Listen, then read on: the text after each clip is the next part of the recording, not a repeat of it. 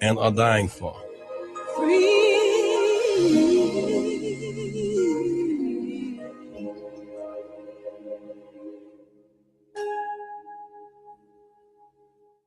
Live from Rainbow Push headquarters, 930 East 50th Street in Chicago, it's Perry Small and Kimberly Egonwman, remembering Reverend Jesse Jackson on your history-making station, WVON.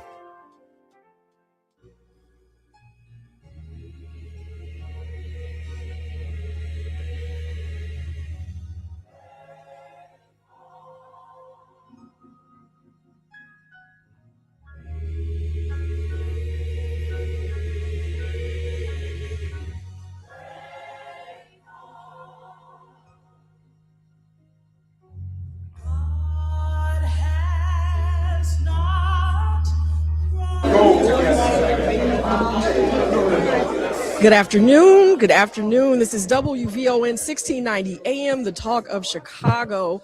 I am Kimberly Egonwman, joining the fabulous Miss Perry Small, and we are here for the celebration of life for Reverend Jesse Louis Jackson Sr. We are at Rainbow Push Coalition.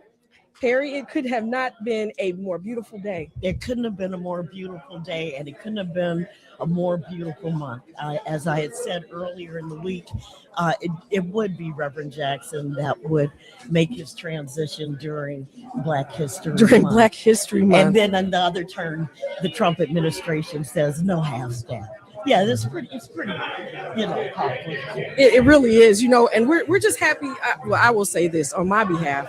It is an honor to be able to broadcast here for such a day, to a day in which we are going to remember everything about Reverend Jesse Jackson. I think that, Perry, people have talked about him, and they've talked about those kind of like average things, the things that everyone's going to talk about, but we're going to give a different perspective today. You all don't want to. How about this show we've curated this show. We didn't just plan it. We curated this show specifically for the rest of the country. That's right, for the rest of the country. But we know that you will love this more than anyone. We do. And, it's really funny when you said, it really means a lot to you to have this opportunity. Yes. Imagine what it feels like for me, because I started my career covering Reverend Jackson. Well, I think that's important. And what I want for you to do, Perry, is to discuss on this day, how did that all come about? What was your job, and what did you do with Reverend Jackson? First of all, I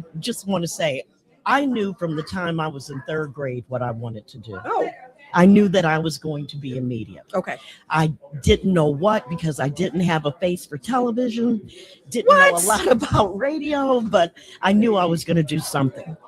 And as a little girl, and you're going to speak to one of my guests. As a little girl, I was surrounded by greatness every day of my life, and Black excellence. I would see Reverend Jackson at the Prairie Shores restaurant all the time, because that's where my parents were. We'd go eat there. I don't hear any feedback. Okay. I do. And also, there were the people that lived in Lake Meadows and Prairie Shores. These are people that watch me grow up. They watch me grow up. And so to be able to be here and see people like Judge Arnett Hubbard, who walked me through my career. Reverend Jackson sitting right here in this room. 1984. International. Perry and Chinta would be sitting maybe right there. Okay.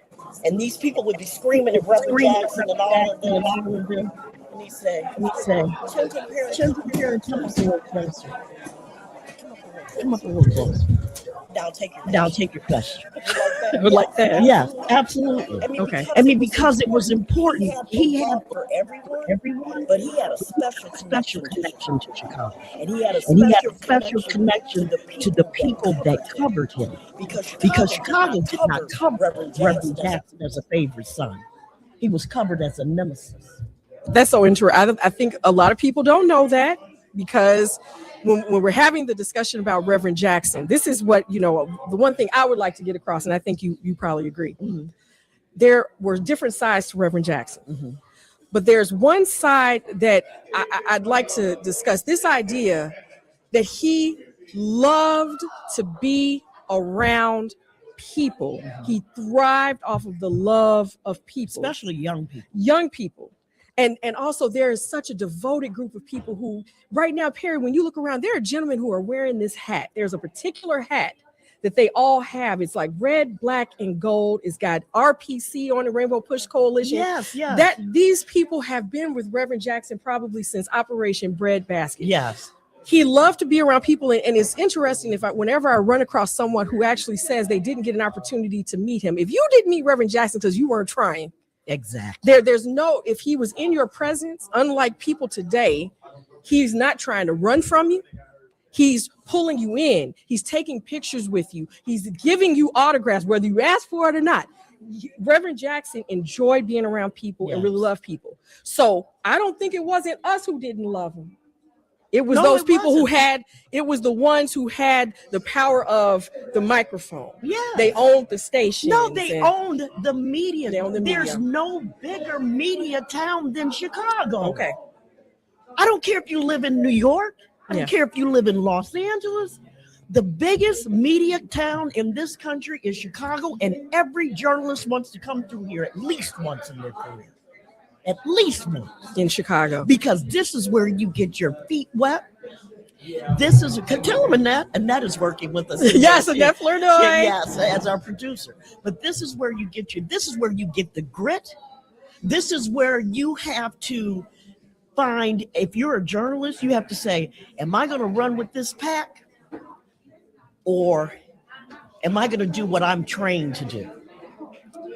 773-591-1690. Everyone, we are celebrating the life of Reverend and legacy of Reverend Jesse Lewis Jackson. And as I said, you're not going to get a show like this. It's going to be wonderful, and we want to hear from you. We'll be right back after this break for traffic. And when we come back, we'll be talking to attorney Arnett Hubbard very quickly. Oh, okay, cool. All right, just very quickly, because she's one of those people that watched me grow up, and I watched her career become a judge. I was like, I know her. We'll be right back. You're listening to Remembering Reverend Jesse Jackson with Perry Small and Kimberly Egonwman, live from Rainbow Push headquarters, 930 East 50th Street in Chicago, on your history-making station, WVON.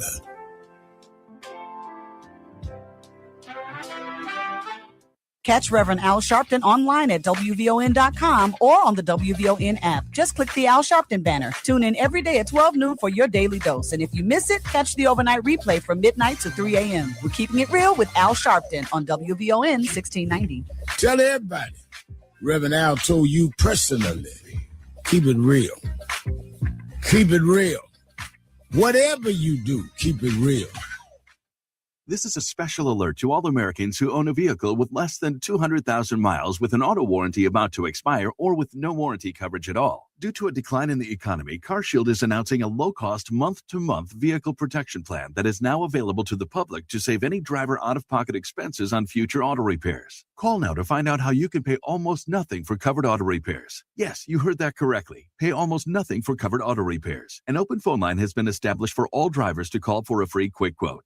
Call 800-478-6430 now. Drivers who are covered will not have to pay for covered repairs again. This protection plan is at an all-time low. Additionally, drivers who activate this vehicle protection today will also receive free roadside assistance, free towing, and car rental options at no additional cost. Call us for your free quick quote today. 800-478-6430. That's 800-478-6430. What do you have to lose? Call 800-478-6430. Again, 800-478-6430.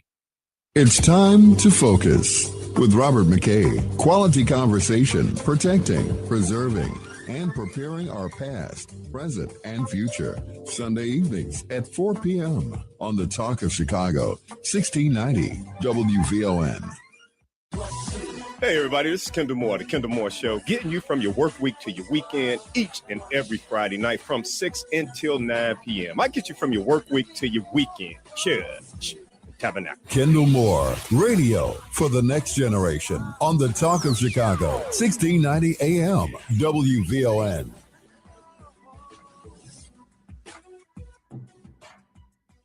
This report is brought to you by Blindster.com. Kyle Cox started Blindster in his garage back in 2010. Since then, they've sold millions of custom blinds, shades, and shutters nationwide. Their blinds are DIY friendly, guaranteed to fit, and always cheaper than big box stores. Blindster.com.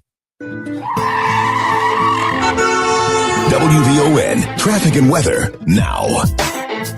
Good Friday afternoon, Chicago. I'm Logan Page, and here's what's happening in your traffic right now. Downtown to 95th, slow go 40 minutes. I-57, Ryan to I-80, 1 minute delay, 16 minutes. Bishop Ford, Ryan to I-80, 94, no delays, 12 minutes. Stevenson to South Lakeshore Drive to the Tri-State, stop and go traffic, 48 minutes. Eisenhower, Wolf Toe Post Office, please be cautious. There is a disabled vehicle causing the central lane to be blocked. Eisenhower before Austin Boulevard, 48 minutes. Kennedy downtown to O'Hare, stop and go traffic, 48 minutes. And Eden's Montrose, Lake Cook, smooth sailing, 14 minutes. Weather for today, Chicago, breezy, warm, high of 61 and a low of 31. Tomorrow night, snow showers, high of 35 and a low of 24. It's currently 61 degrees and partly cloudy. That's your traffic and weather update now. I'm Logan Page on the Talk Chicago WVON 1690. WVON, celebrating 100 years of Black History Month by remembering 400 years of leading with culture and soul. And now back to Remembering Reverend Jesse Jackson with Perry Small and Kimberly Egonwman, live from Rainbow Push headquarters, 930 East 50th Street in Chicago, on your history-making station, WVON. To live in this world, you've got to believe in yourself. Believe in yourself. I am somebody.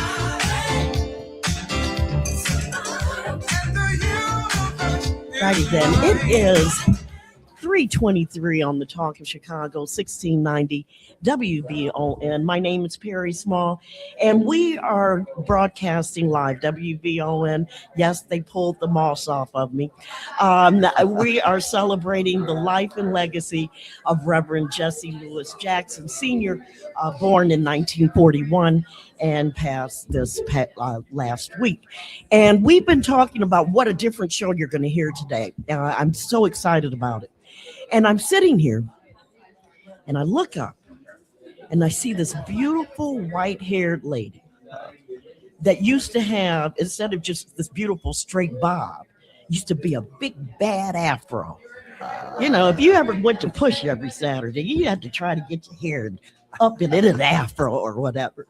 But we're talking about retired Judge Arnett Hubbard of the Circuit Court. This woman lived in Prairie Shores. Lake Meadows. She lived in Lake Meadows when we lived in Lake Meadows. Right. And she watched me and Alan grow up. And then I had the opportunity to be a part of her world just through the fact that I had become a journalist. She is 90 years young now. She was a staple, still is a staple, with every bar association known to man, especially our Black bar associations here in the city of Chicago, the county of Cook, and the state of Illinois. Judge Arnett Hubbard. Perry Small. This is so exciting. It is exciting. We keep meeting in historic places at historic times. And I remember the young, bulging, growing journalist, just as feisty then as you are now, who was determined to share news that it ought to be shared and from a perspective that was necessary. And here you are. Thank you so much. Oh. You know, you have been a trailblazer. You're 90 years old. Plus one. Plus one. Don't steal my one. All right. You're a Black woman in the city of Chicago, in the county of Cook, in the state of Illinois. You have seen the transformation politically, racially. Where did Reverend Jackson fall into all of this? What changes did you see after Reverend Jackson was it, you know, after you started seeing Reverend Jackson? Oh, Perry, I have always, in my youth at least, believed I was entitled to sleep till noon on Saturday. One had been out on Friday. But that was my birthright, I thought. And here comes Reverend Jackson wanting people to get up at 8 a.m. Get up to be at an 8 a.m. meeting. Yes. Away from my home. Right.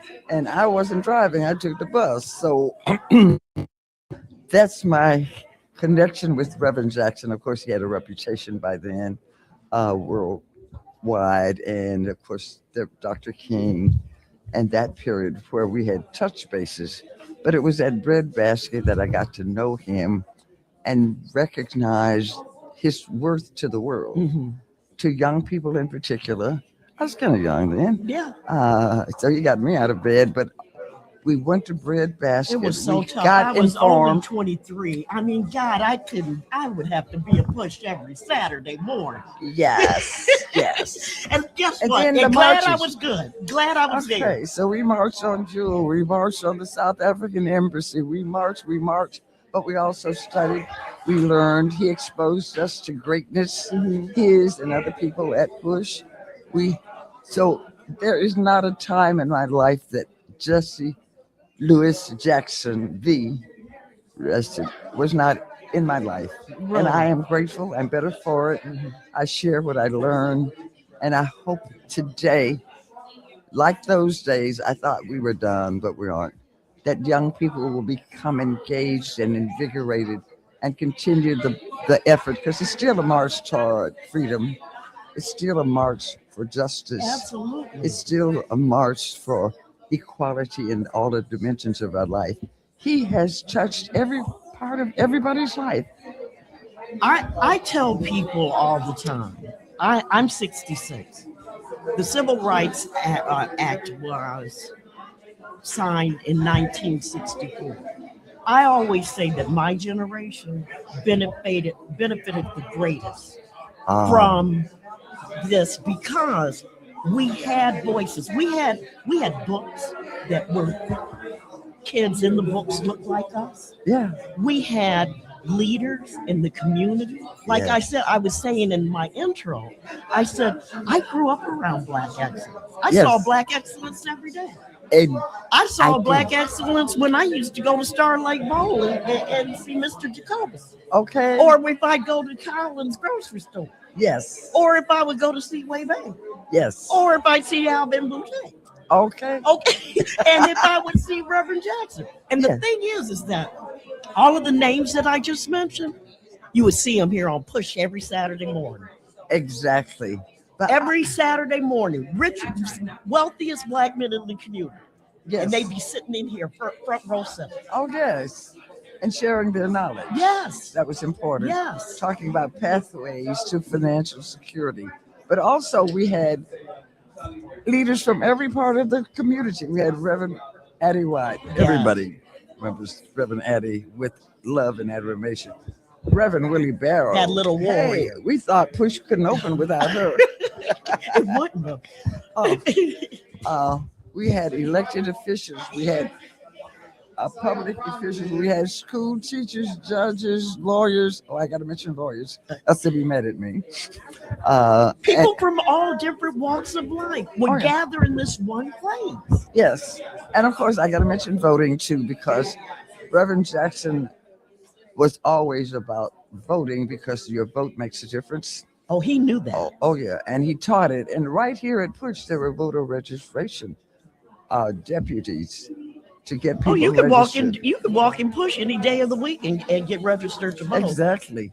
And when I was on the cable commission, not cable, election commission, I get them mixed up. Damn, I wish you were on the cable commission. I'd be asking for a discount. Me too, because I was the cable commissioner, but I don't get any breaks. Okay. But here, the teaching of the importance of the vote, how it can make a difference, educating people about who the candidates were, telling them where to go and when to go, and having forums. And I remember bringing election commissioners here at Reverend Jackson's invitation to share what we knew about polling places and voting and getting re-registered if you needed it. So he taught there's one young man I know now, I call him young because he's probably about 30. I met him when his father brought him a preschooler to register to vote. with Well, him. can I tell you this? What? One of the topics we're going to be discussing are Push's babies. Push babies.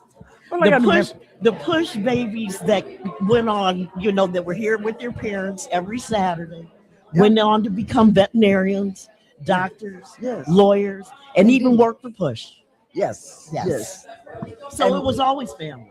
It was. It was. And it still is. And it felt that way because that was the climate he created. We're in this together. Yes. Together we make a difference. One person can make a difference. Together we can bring change. Oh, Arnett, I love you so much, Judge Arnett Hubbard. This has been such an honor for me, and especially being here with Kim Egonwman. I'm, All right. that's my girl. All That right. is my girl. When we come back, thanks again, and take care of yourself. I'm thank going to you. come see you. We're going to spend I'm more gonna time. hold you to We're- that. I can drive to where you are. Okay. I can't drive much further than that, but I can drive to where you Well, are. at least we're on the same street, so all you do is keep coming north. You got that right. I love you. Thank you I so love much. you. Thank you. All right, then when we come back, we are going to be talking, who's going to be joining our conversation with Kim and I, is Lisa Eli. Lisa Eli was a veteran journalist here in Chicago, moved out to LA. She wrote a story, the Citizen newspaper where I used to work, actually asked her to write a story about Reverend Jackson, because guess what? She's got stories too. It is, like I said, 3:33 on the Talk of Chicago, 1690 WVON, as we celebrate the Reverend Jesse Jackson, his life, his legacy. We'll be right back. Hope you're having a fantastic Friday afternoon, Chicago. I'm Logan Page, and here's happening in your local and national news. Congressman Danny Davis joined the Matt McGill Show at Rainbow Push headquarters to honor Reverend Jesse Jackson. He reflected on his relationship with Jackson dating back to the 1960s and shared some fond personal memories. Davis described Jackson as having unmatched energy that lived vividly in both mind and heart.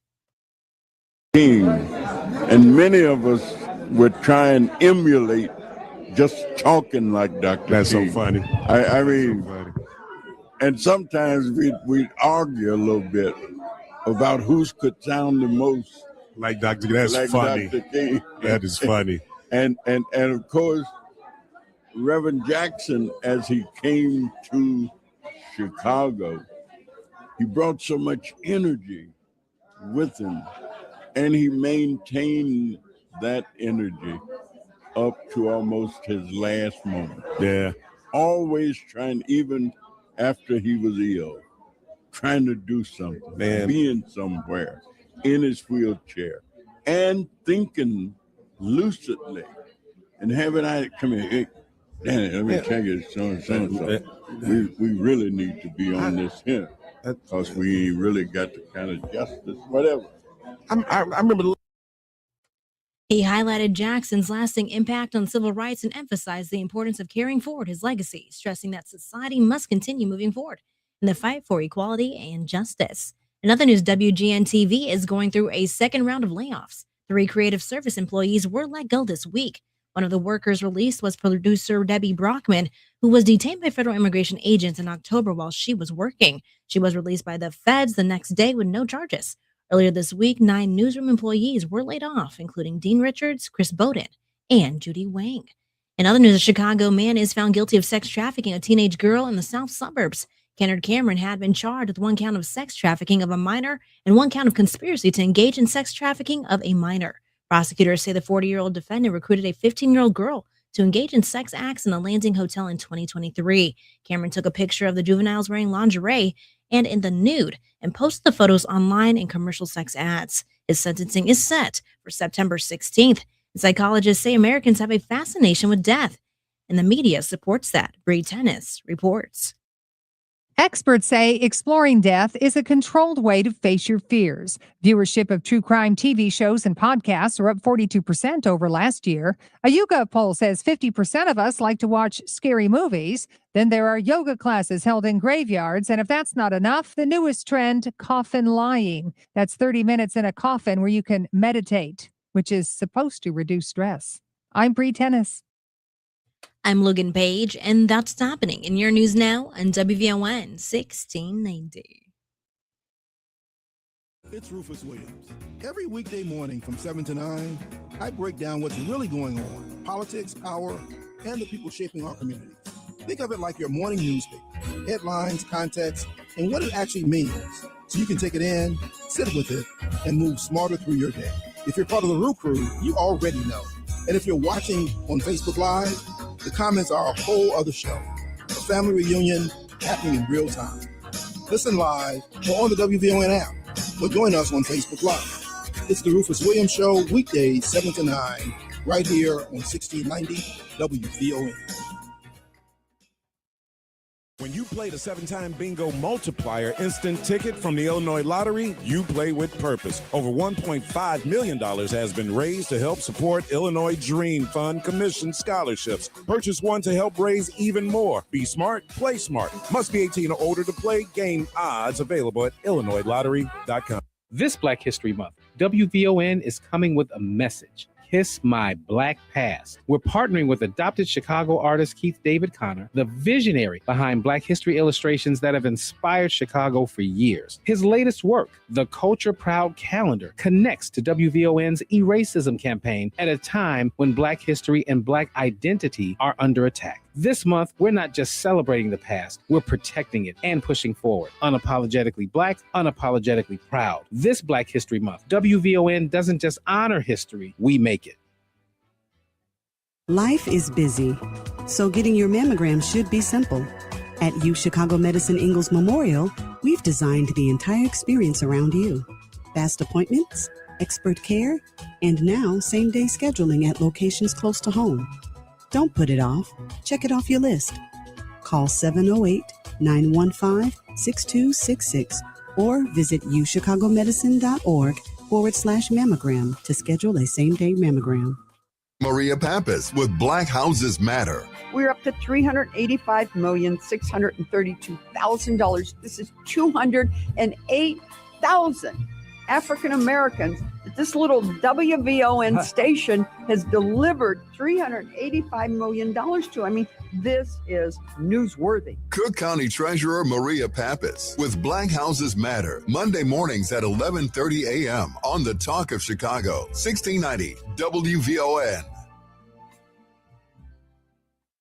This report is brought to you by Blindster.com. Kyle Cox started Blindster in his garage back in 2010. Since then, they've sold millions of custom blinds, shades, and shutters nationwide. Their blinds are DIY friendly, guaranteed to fit, and always cheaper than big box stores. Blindster.com.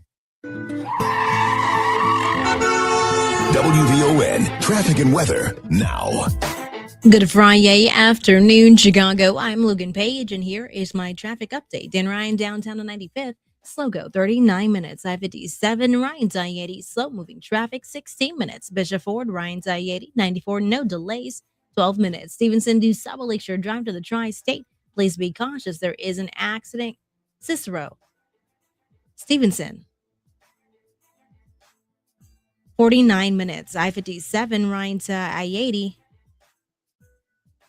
Slow moving traffic, 16 minutes. Eisenhower, Wolftoe Post Office. There is a disabled vehicle causing the center lane to be blocked. Eisenhower before 25th Avenue, an hour and 6 minutes. Kennedy downtown to O'Hare. Stop and go traffic, 45 minutes. In Edens, Montrose, Lake Cook. Smooth sailing, 14 minutes. Your weather for 2 days. Chicago, breezy and warm, high of 61 and a low of 31. Tomorrow night, snow showers at 35 and a low of 24. It's currently 60 degrees and partly cloudy. That's your traffic and weather update now. I'm Logan Page on the Talk Chicago WVON 1690.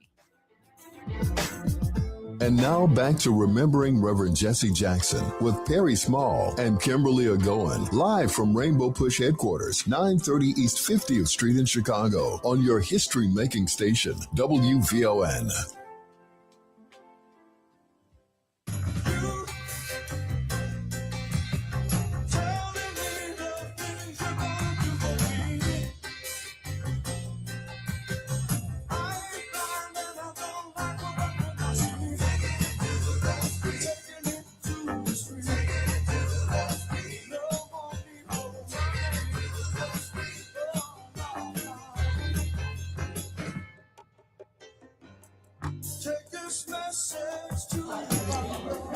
So we are broadcasting live from Rainbow Push Coalition in Chicago.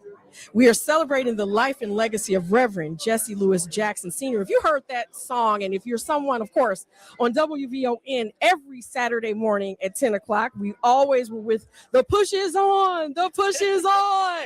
If you had an opportunity to actually be there in person, though, they would sing that song, Taking It to the Streets. That was a big song. But one of the things Perry and I got an opportunity to talk about, and I'm just so honored to be here with Perry Small. No, I'm honored to be I'm just so happy to be here with her because I knew she was going to get it, right? Reverend Jackson led a movement in social action and in social justice. Now, he came from a time, we're talking about when he was younger, you probably didn't hardly have any Black elected officials. You may have had... In Illinois, you had more than most. More than most. Illinois had more than most. Okay, more than most. That was the difference. That's another reason why this city was so attractive to Reverend, because there was Black political power here. Right. That you did not have in other states. So he took that power also and curated it. Yes, he curated it. We know he ran for president. We know that he ran for president twice. He gave them a candidate that no one had ever seen anything like it before. The way that he was able to galvanize African American votes. Oh, the way he changed he galvanized people from every race, every religion. To the point they had to change the whole way in which we elect a president for the United States of America. That's the other story. Had not Reverend Jackson ran for president, yes, the rules and platforms of the Democratic National Committee would have never have changed. Barack Obama would have never have become the nominee, the Democratic nominee, had the old rules been in place, because Hillary Clinton was it was a winner take all. Winner take all. And the way in which, because he was able to bring people out and they changed the proportions by which the votes were given. Exactly. He won many states. Yes. I mean, we don't even discuss the real people. Always like to show his speech. We love to whittle people down to a speech. Right. We love to whittle. No, you whittle Black people down to that's a right. speech. Dr. Martin Luther King Jr. is all about the March on Washington. Reverend Jackson is all about the speech that he gave when he was accepting the nomination. No, that's not it. It's what he changed. It's the structures that he broke. Now, the systemic structures. When we talk about push on the Saturdays, Perry, do you know more than one Saturday you come to the Operation Push Coalition, you listen to the messages, but do you know the number of lawyers, the number of judges? I would raise my hand, lawyers in the room. I was proud to be one of those babies that was raising my hand, because it's because of that legacy. We're going to talk about later with Lisa and you the and legacy. We're going to talk about all those babies that would come to push with their parents and grandmothers and aunties and stuff. Yeah. And look at you, little nigga. You see what I'm saying? You see what I'm saying? I got my membership in. But here's the thing. Joining us on the live line right now is a gentleman who was at more than one of those occasions and has been a supporter of Rainbow Push. But here's the thing. Perry, last Saturday, I had the opportunity to come here in person, where it was 5 hours long, just talking about Reverend Jackson, celebrating his name with all the ministers. But there was a gentleman who was on the stage who we all absolutely know and love. We've adopted him. He's ours. He wasn't born here, but he's a Chicagoan now, right? But when he got up on the stage, I already knew he was a supporter of Push. What I did not know was how personal the story was and how important the impact was that Reverend Jackson had in the life of none other than Judge Greg Mathis. Judge Mathis, we want to thank you so much for joining Perry Small in my little show here as we are celebrating the life of Reverend Jesse Lewis Jackson Sr. Thank you so much for having me, Sister Kim and Perry. Love you. How are you? Oh, I love the way you say my name. We are so happy to have you. Sir, I wouldn't do your story justice. Now, I already know that when you were growing up, you had some troubled times. I know the story of how you met Reverend Jackson, but I really want you to tell that story, as well as there's something you said on that stage about the impact you really had on your life. Please let our audience know. Yes, certainly. Unbeknownst to many, because when I talk about our relationship on my TV show, they cut it out because they don't know how white folks feel. But unbeknownst to most folks, my entire life, in professional life, I owe to Reverend Jackson. Wow. Some know that he traveled the country visiting jails and schools. Well, in the late 70s, I was in one of those jails that he visited in Detroit. And I asked if I could help him work. He said, "What are you in for?" I said, "For a gun." He said, "Well, you have to drop your gun and pick up your books. Go to college, then you could come back and work with me." And that's exactly what I did. And he kept his word. When I came from college, the 84 campaign had began. I became the youth coordinator of the state of Michigan. And then in 88, I was appointed as the state of Michigan manager, in which we were the only northern state he won. And so that's my experience with him. I even served as vice president for a year or so in the late 90s right before television. And then lastly, he's been the only father figure I've had, quite frankly. That was what you said. Wow. That was the thing that you said that struck me. Let me ask you this. Now, was he the first person? Was he the first man to tell you, look, I don't want you out here doing this stuff? Or was it just something special about him? And he was also giving you other options, saying, hey, if you do this, I'm going to take you under my wing, giving you some type of hope. What was the story? How did that really happen? Well, certainly, I had a lot of folks had been trying to get me to stop all my life. I was in and out of juvenile and getting spankings by the school, and nothing worked. But it was the hope that he gave. It was he broke down the conditions in which I had come up in and encouraged us all who were there that we could overcome our condition. And that is what gave me the hope to go to college, because of that one speech in the jail where he said, I think we were at a GED course that the jail ordered us to go to, where he told us that we could overcome our circumstance. And that inspired me to go to college and take that full circle moment with the Reverend. But I had no man in my life. In the projects, they didn't allow men to live there.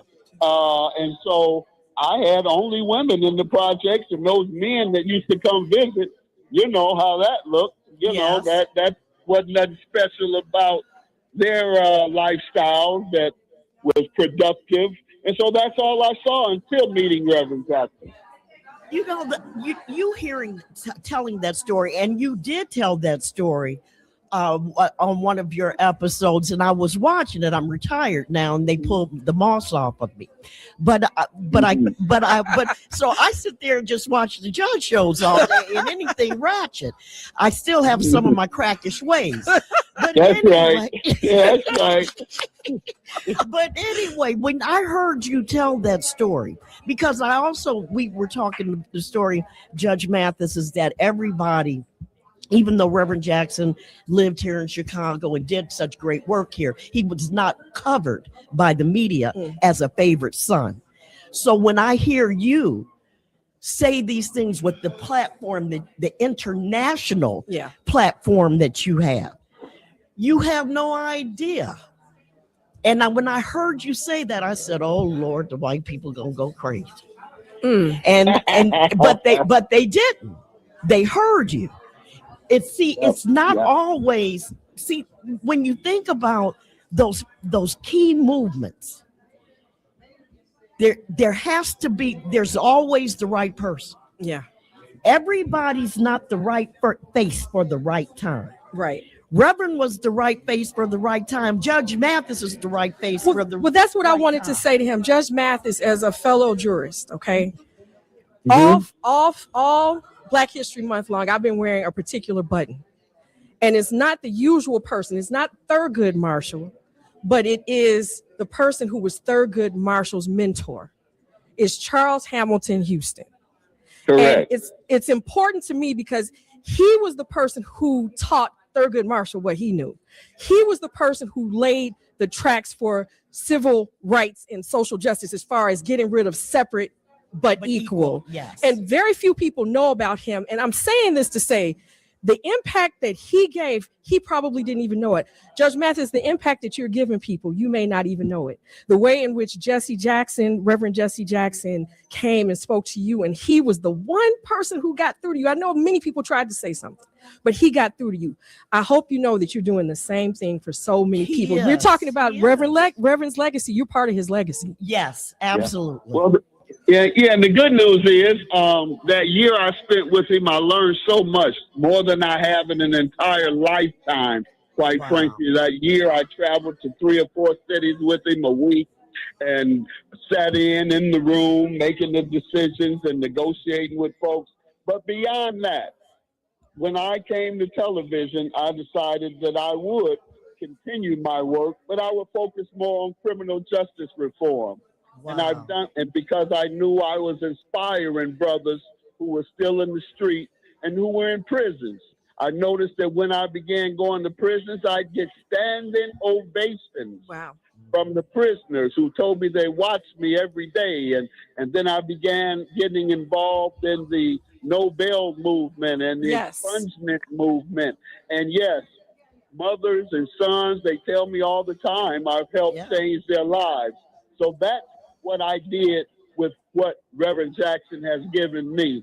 And the good news is I'm going to enhance my work now a little more beyond the criminal justice reform to a more broad-based civil rights approach.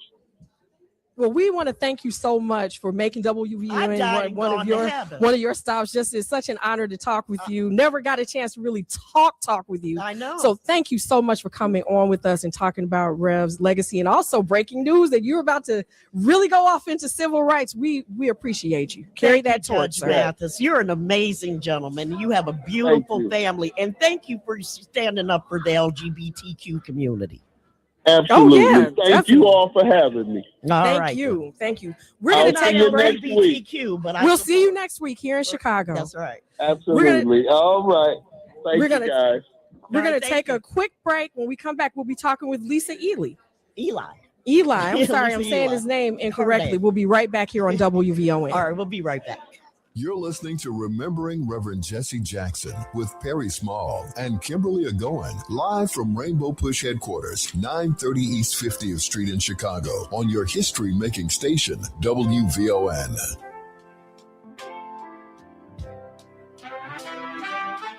Hey everybody, it's Melody Span Cooper. We are all saddened by the loss of Reverend Jesse Jackson. He was family here at VON, and we are celebrating his life appropriately. 2013 was the 50th anniversary of the historic March on Washington. To mark the occasion, I asked Reverend if he would sit down with me for an interview. What he gave me was pure gold. Now, as we prepare to celebrate his life and legacy, I'm going to rebroadcast it just for you. You'll see why Chicago, the nation, and the world is celebrating the country preacher. Listen Wednesday, March 4th at 8 a.m. and an encore presentation Thursday at 5 p.m. It's an exclusive feature of your history-making station, WVON, the Talk of Chicago. Is my life. It is my ministry. It says the dignity is non-negotiable. I can't imagine not fighting for justice, or preaching a sermon that does not involve the contemporary issues of our time. I cannot fight. I cannot accept us putting forward so much and getting so little in return.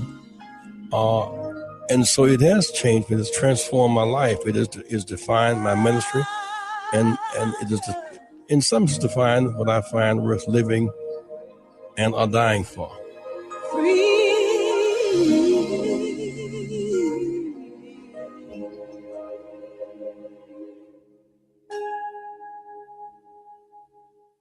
Health for moms, care for children, and wellness for families. That's PCC Community Wellness Center. We're right in your neighborhood, offering everything from prenatal visits and doula support to parenting guidance, family medicine, specialty care, dental, and nurse home visits. Our care is personalized for every stage of life. PCC, because strong families build healthy communities. Schedule your appointment today at pccwellness.org or call 708-383-0113. Funding provided in whole or in part by Illinois Department of Human Services.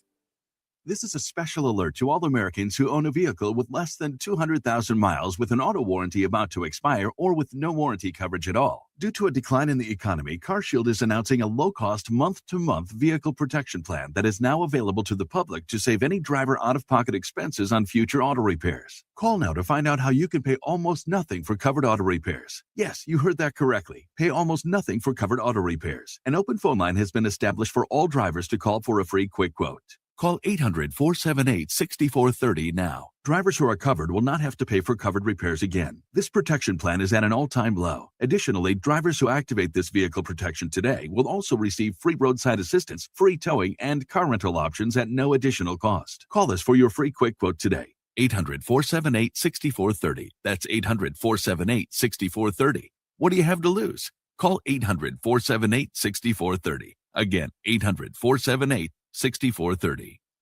Hi, I'm Tavis Smiley, inviting you to join me weekdays from 6 p.m. to 9 p.m. right here on WVON. I am bringing you a national perspective on all the happenings in the Black community and, of course, politics. It's talk radio for us, by us, and this is where America listens. It's Tavis Smiley, weekdays from 6 to 9 p.m. on the Talk of Chicago, 1690 WVON.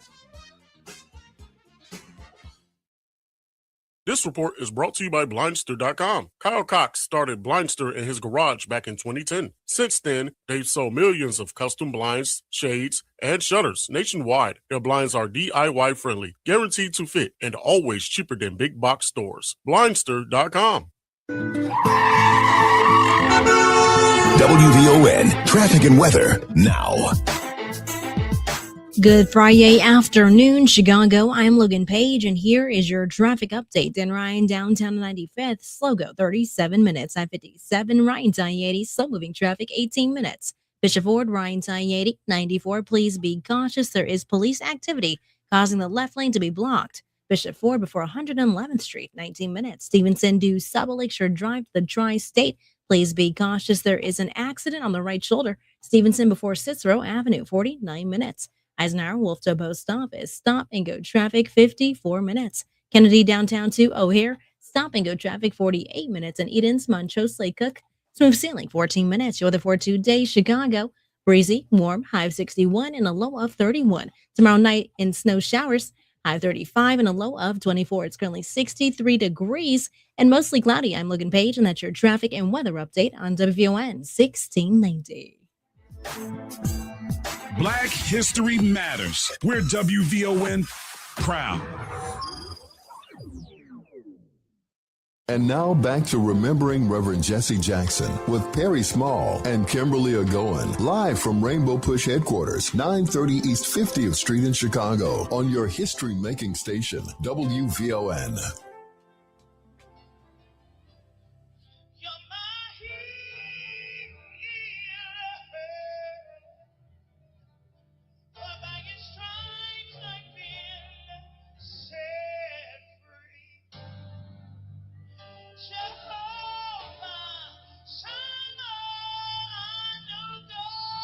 All right, it's 4 o'clock on the Talk of Chicago. We don't have a lot of time.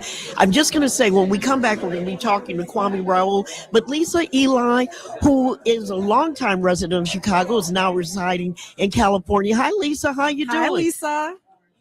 Hi there. How are you? Can you hear me good?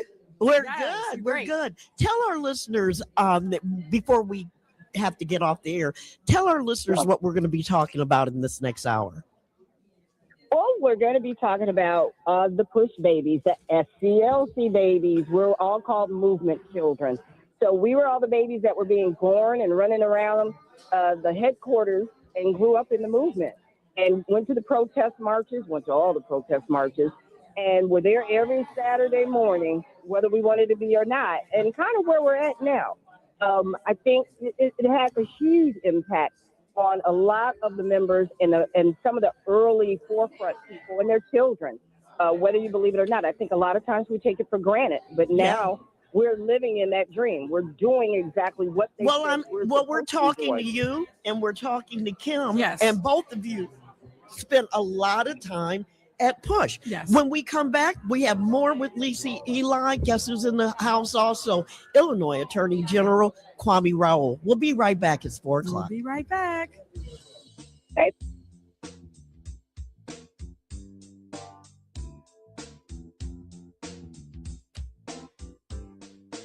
Happy Friday afternoon, Chicago. I'm Logan Page, and here are your news headlines. Bob Theoretti honors Reverend Jesse Jackson on the Matt McGill Show. Illinois delays Cook County property tax debt sale. FedEx to return tariff refunds to customers. And child drowning dangers trigger backyard pool recall.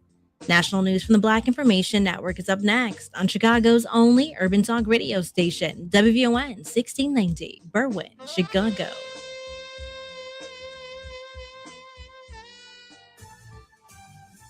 For BIN News this hour, I'm Esther Dillard. Coming up, Democratic congressional leader Hakeem Jeffries and Democrats respond to President Trump's State of the Union address. Black Voters Matter says the speech is a call to action to organize. And state lawmakers visited the Malcolm Shabazz Harlem Market in Upper Manhattan to support local entrepreneurship. But first, here's BIN News Now. Denver Mayor Mike Johnston is outlining how the city will respond if ICE conducts operations there. If we see any ICE officer using excessive force against the Denver resident, we will step in to detain that officer and remove them from the situation. Johnston's order says Denver will prosecute any crimes by ICE agents and block the agency from using city buildings or property for civil immigration actions. Georgia is preparing a permanent tribute to the state's first Black lawmakers, the original 33, who were elected during Reconstruction but expelled in 1868 because of their race. A new Capitol memorial backed by Black Representative Carl Gilliard and former Atlanta Mayor Shirley Franklin will feature markers and educational elements. And Gnarls Barkley is returning after 18 years. CeeLo Green and Danger Mouse just announced their final album, Atlanta, featuring 13 tracks and a new single. The album drops March 6th. Get BIN News now on demand 24/7 on the iHeartRadio app. Now back to Esther Dillard. Thanks, Bree. Several Democratic lawmakers stood with Black congressional leader Hakeem Jeffries in a news conference responding to President Trump's State of the Union address. Jeffries said the message to Americans was, in his opinion, this. There was no substance in that speech, but a lot of snake oil. No vision for the future of the country, but a lot of vitriol.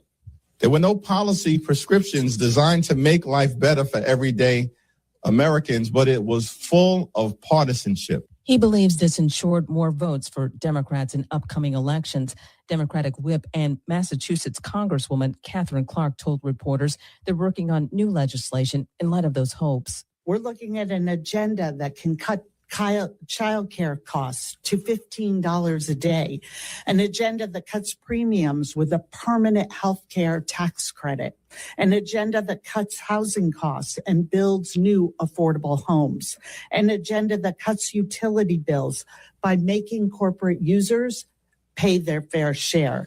Meanwhile, Black Voters Matter co-founder Latasha Brown says Trump's speech is a call to action to organize communities. We're going to have to shift and see ourselves as founders of a new America, of a new nation. We're going to have to nation build and operate. We need to be asking the questions. How are we going to feed our people? How do we protect our people? How do we strengthen our institutions? How do we create new trade lines that we're not dependent on those that hurt and harm us? How do we build schools? How do we support Black media? How do we support Black businesses? She noted several organizations are coming together for the commemoration of the 61st anniversary of Bloody Sunday, the Selma to Montgomery March, and the signing of the Voting Rights Act of 1965.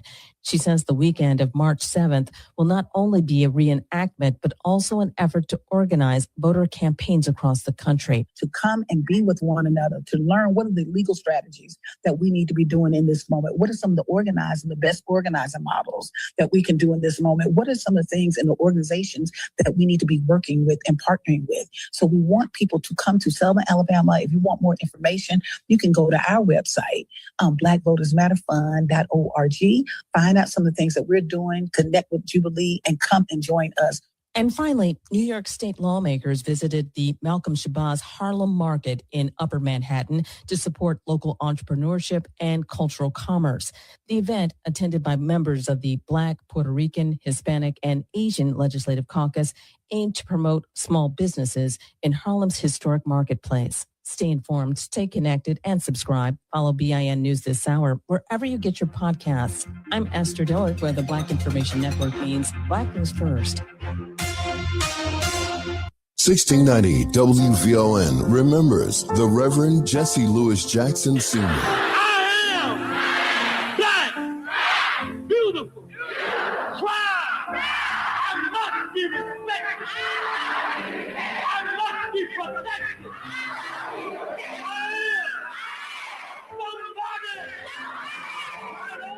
You were a beacon of light, not only for Chicago, but for the nation. From our family to yours. Rest in peace, Reverend Jackson. Job well done.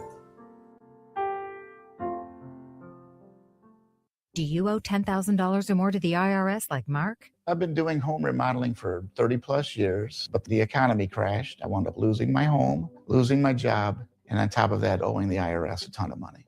I owed the IRS $114,000. It really, truly was the worst part of my life. Then Mark found tax relief advocates. On news radio, I heard about TRA, and I thought, what's the worst that could happen? So I picked up the phone and I called them. When it was all said and done, TRA settled my $114,000 debt for $100, and I'm telling you, I was ecstatic. Could not believe it.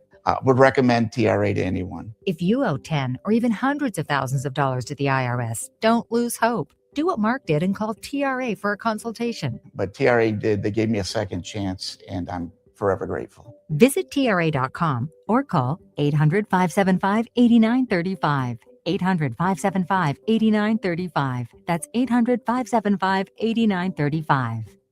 Hey Alexa, play WVON 1690 AM. Getting WVON 1690 AM station from iHeartRadio. Try it out for yourself. America is listening to WVON. Maria Pappas with Black Houses Matter. We're up to $385,632,000. This is 208,000 African Americans that this little WVON station has delivered $385 million to. I mean, this is newsworthy. Cook County Treasurer Maria Pappas with Black Houses Matter. Monday mornings at 11:30 a.m. on the Talk of Chicago, 1690 WVON. This report is brought to you by Blindster.com. Kyle Cox started Blindster in his garage back in 2010. Since then, they've sold millions of custom blinds, shades, and shutters nationwide. Their blinds are DIY friendly, guaranteed to fit, and always cheaper than big box stores. Blindster.com. WVON traffic and weather now. Good Friday afternoon, Chicago. I'm Logan Page, and here is your traffic update. In Ryan, downtown on 95th, slow go 37 minutes. I-57, Ryan to I-80, slow-moving traffic, 18 minutes. Bishop Ford, Ryan to I-80, 94. Please be cautious. There is a police activity that has been cleared. Bishop Ford before 111th Street, 15 minutes. Stevenson due South Lakeshore Drive to the Tri-State. Accident has been cleared. Stevenson before Cicero Avenue, 47 minutes. Eisenhower, Wolf to Post Office, stop and go traffic, 50 minutes. Kennedy downtown to O'Hare, stop and go traffic, 53 minutes. And Eden's Montrose, Cooks Move Sailing, 14 minutes. The weather for today, Chicago, breezy, warm, high of 61 and a low of 31. Tomorrow night, snow showers, high of 35 and a low of 24. It's currently 63 degrees and mostly cloudy. I'm Logan Page, and that's your traffic and weather update on WVON 1690. WVON, celebrating 100 years of Black history by remembering 400 years of perseverance. Live from Rainbow Push headquarters, 930 East 50th Street in Chicago, it's Perry Small and Kimberly Egonwman remembering Reverend Jesse Jackson on your history-making station, WVON.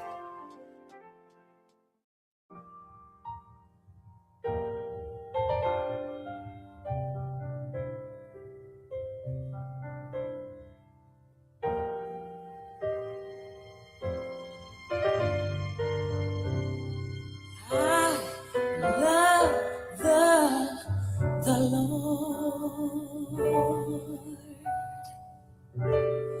He heard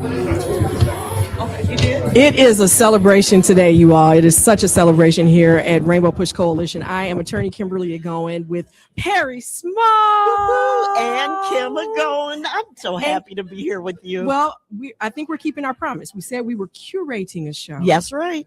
With the help of Annette Flournoy. And yes, and Lisa Eli, is with us. But we have a very special guest, the hardest working attorney general in the country. Yeah, because we want to make this clear. We know that this is a very litigious administration, just as the very first time our president was in was also litigious, but nothing like this because he came prepared. And when Illinois is fighting against the policies that would cripple us and kill us, literally kill us, it's not the governor's office that's doing that. It's our attorney general who is filing those lawsuits. It's his office and his team of lawyers that are making our voices heard in the only place that we're going to be able to fight this administration, in the courthouses all around the country. So we just felt like it was important to have him here to talk about the legacy. Well, beyond that, he is the son of immigrants. Yes. Oh, that pisses Trump off. Yeah. And he's from Haiti. That's right. That really messes him. Joining us right here live at Rainbow Push Coalition is none other than Illinois Attorney General Kwame Raoul. Thank you so much for joining us. Well, Bravo. Thank you for having me, and thank you for that introduction. I feel like I need to say I'm Kwame Raoul, and I approve this message. Well, we know the work that you're doing. Yeah, we approve of you. Well, it's fitting as we sit here celebrating the life of Reverend Jesse Jackson. Yes. As you talk about the work that I've been blessed to be put in a position to do, it's all on the foundation and the shoulders of Reverend Jackson. If you think about many of our lawsuits, whether it's fighting the backlash on DEI and putting these unreasonable conditions, and more locally, consumer issues that we have here in the state of Illinois. Yeah. If you think about these issues, the extent to which Reverend Jackson, way before we even knew the term DEI or diversity, Reverend Jackson was leading this fight. If you think about the work I've been able to do on voting rights, the Illinois Voting Rights Act and constitutional protection of voting rights, that's on the shoulders of Reverend Jackson's consistent fight for voting rights. If you think about the work that I was able to do while I was in the the Illinois State Senate, where I first met him, fighting for diversity of it, making sure that Black-owned and women-owned broker dealers and asset managers were being considered by the pension funds. Reverend Jackson was the first one to go to Wall Street to wage that same fight. So I think about across the various issues that I've been blessed to be able to serve on. There was somebody before me who set the foundation and whose shoulders I stand upon. I have a question, because there seems to be this divide between African Americans and Black people from the Caribbean, from the African diaspora. Jesse Jackson, in my opinion, the Reverend, he never saw any blurred lines. We were Black people. We were all part of the same diaspora. Did you get that from him? And the other question is, when did you become acutely aware of who Reverend Jackson was? Good questions. Well, on the second question, I think I was acutely aware at a very young age. I grew up one block away from Rainbow Push. And later in life, I bought a condo and raised my kids in another direction, one block away from Rainbow Push. So being acutely aware hit me when I was a young child. I used to ride my bike by here, and then it wasn't until I was a teenager that, quite frankly, as a child, I was afraid to walk into this big building where I saw people going into on Saturdays. So it wasn't until I was a teenager where I finally drew the courage to walk in the building. And later in life, when I would seek to run for office, I became very engaged with Alice Tregay and voter registration, Betty Magnus, and we're looking at right now, right now, and became a part of this family, right? And as what came with that was when I finally got into a position to be able to serve as an elected official, was those phone calls from Reverend Jackson. And on the issue of this ADOS FB foundational blacks versus people like me who were children of immigrants, with particularly focused on where my parents came from, Haiti. Reverend Jackson was acutely aware of Haiti's significance to the freedom of black people in the Western Hemisphere, not only the freedom of black people on the island, but throughout the Western Hemisphere. The freedom would have been much delayed had it not been for the Haitian Revolution. And Reverend Jackson realized that he was acutely aware of the history. And as a result, he was a strong advocate for Haiti in recent years with all the challenges that Haiti has faced. And he would always call to challenge me to be a stronger voice when these issues that were impacting Haiti or Haitian.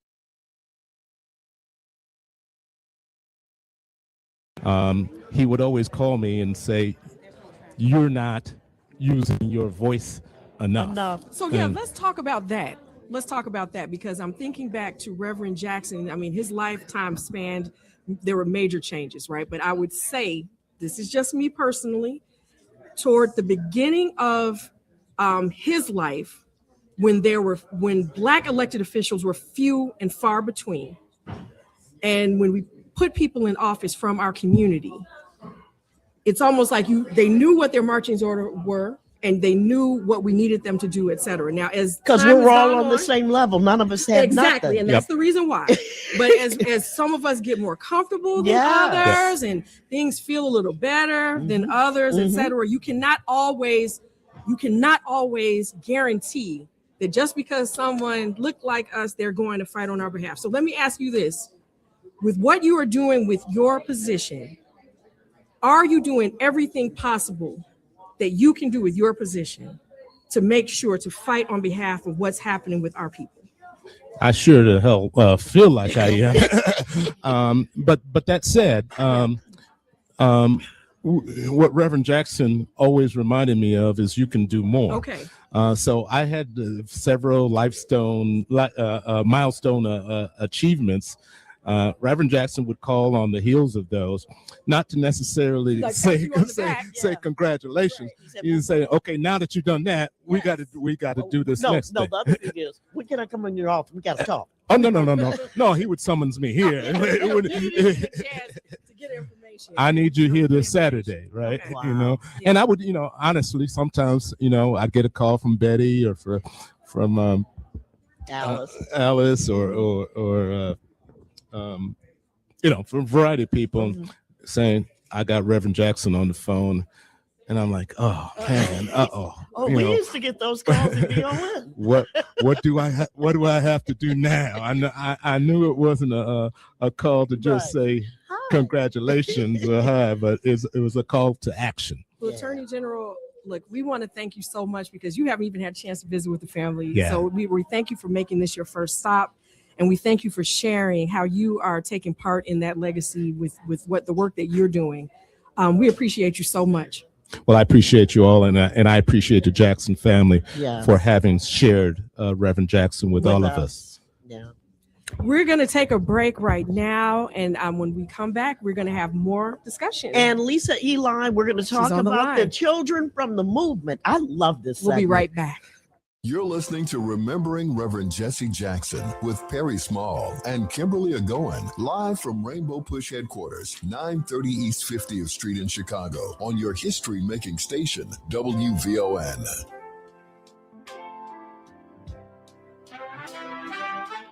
It's Gospel with Pam Morris Walton, your gospel sister, on WVON Sundays, 11 to 2 p.m. Music to help you on your journey. I'll see you there, WVON. Hi, I'm Richard Boykin, and I want to be your next congressman in the 7th Congressional District. I have a record of standing up to bullies like Donald Trump. I will lower costs for working families and seniors, create more jobs, and make our streets safer. As a Cook County Commissioner, I'm proud to have helped expand healthcare coverage. I sponsored the bill to eliminate the tax on feminine hygiene products. You can count on me to fight to keep the cost of healthcare down by restoring the cuts to Medicaid, Medicare, and SNAP. Now is the time. Punch 39. Richard Boykin. Paid for and authorized by Richard Boykin for Congress.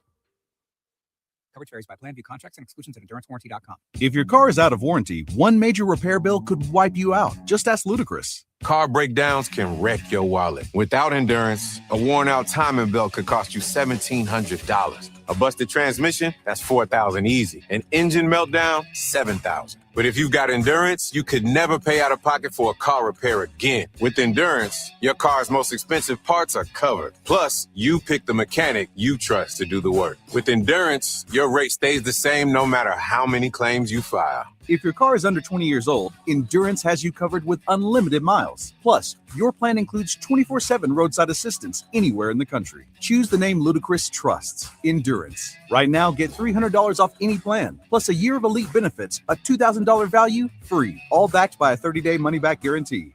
For your free quote, call 800-496-9999, 800-496-9999, 800-496-9999. Hey everybody, it's Melody Span Cooper. We are all saddened by the loss of Reverend Jesse Jackson. He was family here at VON, and we are celebrating his life appropriately. 2013 was the 50th anniversary of the historic March on Washington. To mark the occasion, I asked Reverend if he would sit down with me for an interview. What he gave me was pure gold. Now, as we prepare to celebrate his life and legacy, I'm going to rebroadcast it just for you. You'll see why Chicago, the nation, and the world is celebrating the country preacher. Listen Wednesday, March 4th at 8 a.m. and an encore presentation Thursday at 5 p.m. It's an exclusive feature of your history-making station. WVON, the talk of Chicago. Is my life. It is my ministry. It says the dignity is non-negotiable. I can't imagine not fighting for justice, or preaching a sermon that does not involve the contemporary issues of our time. I cannot fight. I cannot accept us putting forward so much and getting so little in return. And so it has changed. It has transformed my life. It is defined my ministry, and it is in some sense defined what I find worth living and are dying for.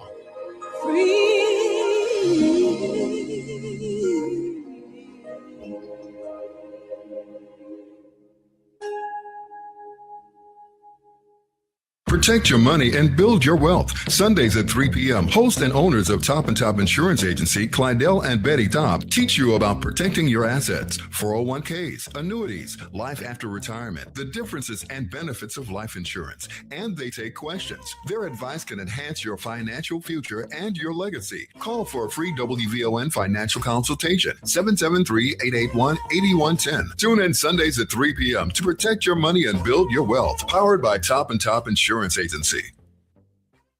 This report is brought to you by Blindster.com. Kyle Cox started Blindster in his garage back in 2010. Since then, they've sold millions of custom blinds, shades, and shutters nationwide. Their blinds are DIY friendly, guaranteed to fit, and always cheaper than big box stores. Blindster.com.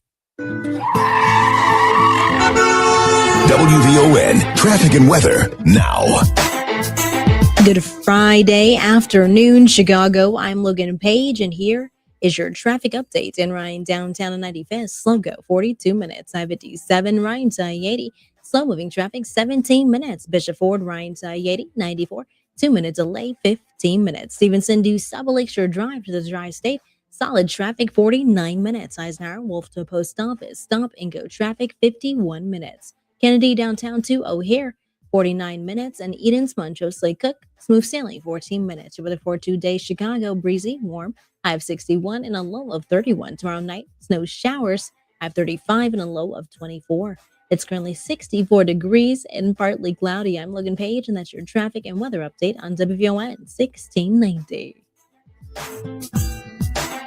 And now back to Remembering Reverend Jesse Jackson with Perry Small and Kimberly Egonwman, live from Rainbow Push headquarters, 930 East 50th Street in Chicago, on your history-making station, WVON.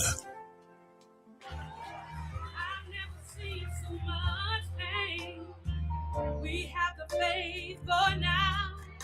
Your victory we will gain. Father, you know we mean it.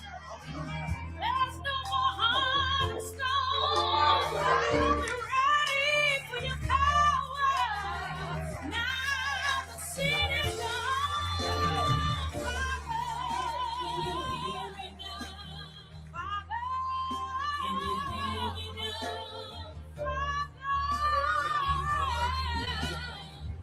We are back at Operation Push, Rainbow Push Coalition. Perry Small, Kimberly Egonwman, and we have Lisa Eli. Lisa Eli was a longtime journalist and editor at the Citizen newspaper, which you know that I came from there too. And one of the things about Mr. Garth and Reverend Jackson, I can say they were very close friends. And we talked about how they had all of these businessmen that would be in Push all the time. Right. And they all depended on one another. No one worked without the other. Reverend Jackson could not have done his mission without Citizen newspaper. But let me ask you this. Isn't that how it set the stage for us to elect our very first Black mayor of the city of Chicago? Absolutely. That had to have, I mean, like you had to have that foundation to get that done. Business is everything. And he understands that. Reverend Jackson understood that money changes everything. It doesn't have to be evil. Okay. Money can be used for good. Okay. It's how you use it. Yeah. And when if it comes to helping our community, setting up look, I don't give a damn if Donald Trump gave him office space for his Wall Street project. He got his project done. Correct. Yeah. Lisa Eli's on the line. She wrote a beautiful. It took my breath away. Citizen newspaper, the Garths, they asked her to write like what she does. Okay. And it's it's called From Breadbasket to the Rainbow, the economic justice journey of Reverend Jesse Lewis Jackson. And it was penned by my good friend, Lisa Eli. And by the way, not only did I spend the night that Obama was elected as president of the United States with Mary Mitchell and Lisa Eli, that's why it was important for me on this day to be with Lisa and to be with you. Oh, wow. Okay. Just supporting other journalists. Okay. All right, then. So go right ahead, Lisa. Thank you for being so patient. Carrie, you'll get your check in the mail tomorrow. Thank you. I'll bill you the money. Thank you. Thank you. I just wanted to get a perspective that when we started going to Push, or it wasn't Push, it was SCLC. I was about 6 or 7 years old. And I remember there was a meeting room, and I think it was on Cottage Grove that used to be upstairs. Because I remember the choir singing and them having meetings there. Was that a ballroom? Wasn't that the ballroom? Was it the ballroom? On 63rd Street. The parkway? Yeah. Or? Yeah. I know the grand ballroom, because it's still there. Yes. Yes. Okay. Yes, that was it. And then we went to the Capitol Theater. Okay. And from there. And then the grand ballroom, I was little, so, it is what it is. And then on the Capitol Theater, what I recall, I used to sit on the edge of the stage. And I have to say, I remember when, like, Jonathan and Jesse Jr. and Santita were little. And I remember the activity of the boys running around a lot. Mm-hmm. So during that time, a lot of people were having, children. And they weren't the only ones having children. That's why I said there were a lot of movement babies. We also traveled with our parents. So my stepfather was like the head of his organizing and coordinating all the marches that were in the different cities. So my stepfather used to coordinate that so that the travel, the places that they were going, what they were going to eat, partner up with the local ministries there, the picket signs, all of that stuff. So we used to travel with them as well as far as protesting and boycotting and such. So remember that Reverend Jackson led one of his early motives when he came to Chicago was the housing in the slums. Then that turned into those stores that were selling that rancid. That's meat. what we want to talk about. You have to Red understand, these are the stories that Yes, I've heard. Red Rooster, High-Low, High-Low. Red Rooster, A&P. We were out there marching and boycotting, do not shop here at A&P. I remember that. And Woolworth. And I just Woolworth remember got my thrown mother in there too. And I hate remember to, the green stamps. Oh, yeah, of course. But I remember, I remember my mother telling me, because I was asking her. I said, "What is Reverend Jackson? What is he doing?" He said, "Well, they're boycotting." And my father sat me down and talked to me about it. And then my mother said, "Don't go to the A&P. Why can you go to the A&P when you can be at home?" Wow.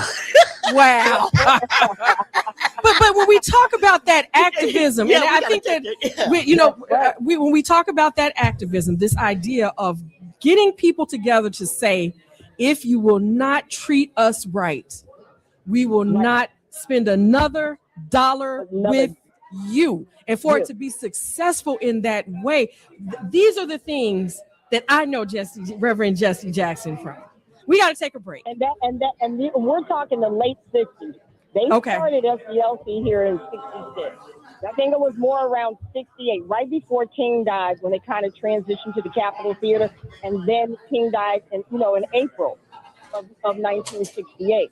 But all those stores Lisa, I gotta take a break. And we'll come back. We'll be right back after this break. We're live at Rainbow Push.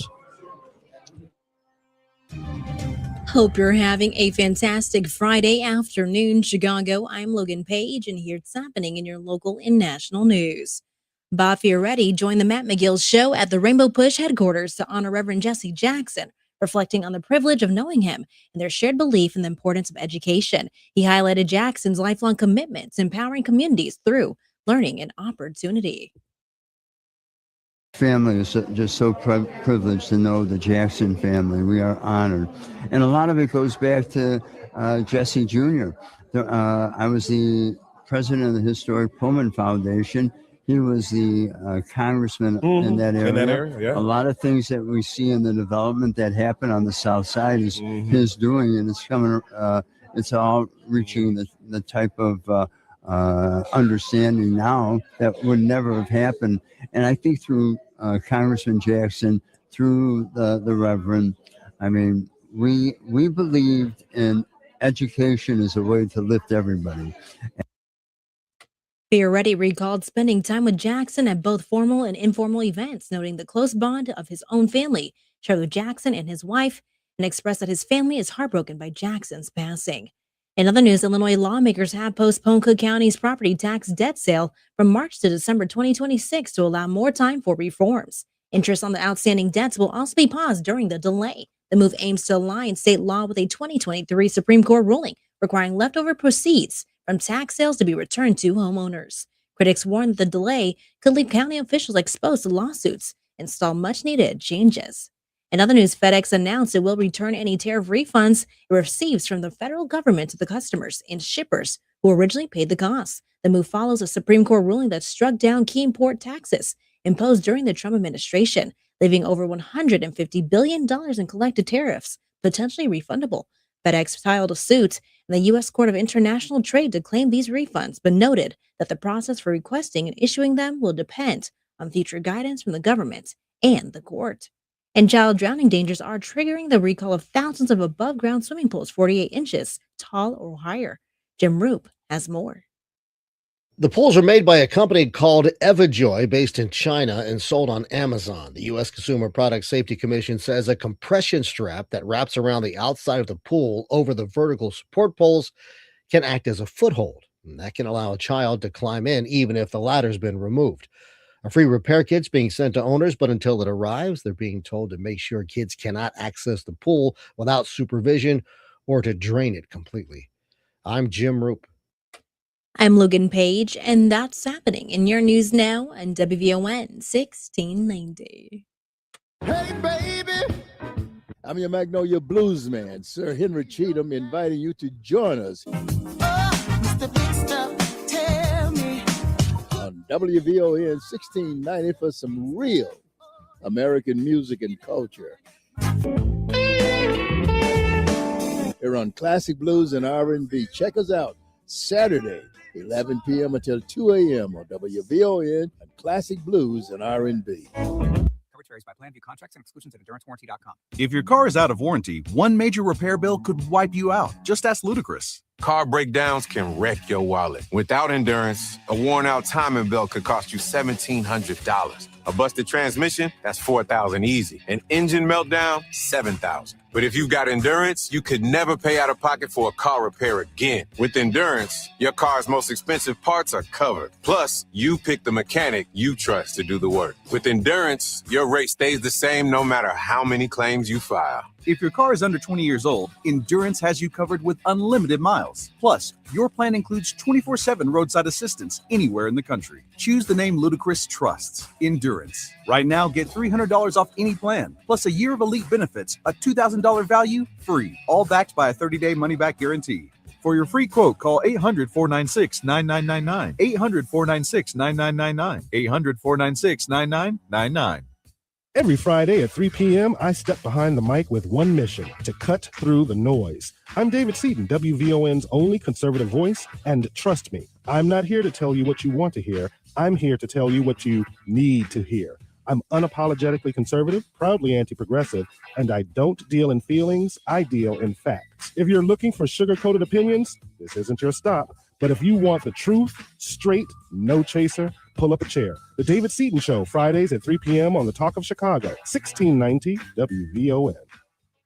This is your host and life coach, Linnell Harris, and I want you to join me every Sunday morning from 7 a.m. to 9 a.m. for Inspirational Perspective. On Inspirational Perspective, we talk life vision, life purpose, and the show is all about helping you live the best life possible. So join me as we look at supporting you in living the life you intend to live and making your life's vision a reality. Every Sunday morning at 7 a.m. on the Talk of Chicago, 1690 a.m.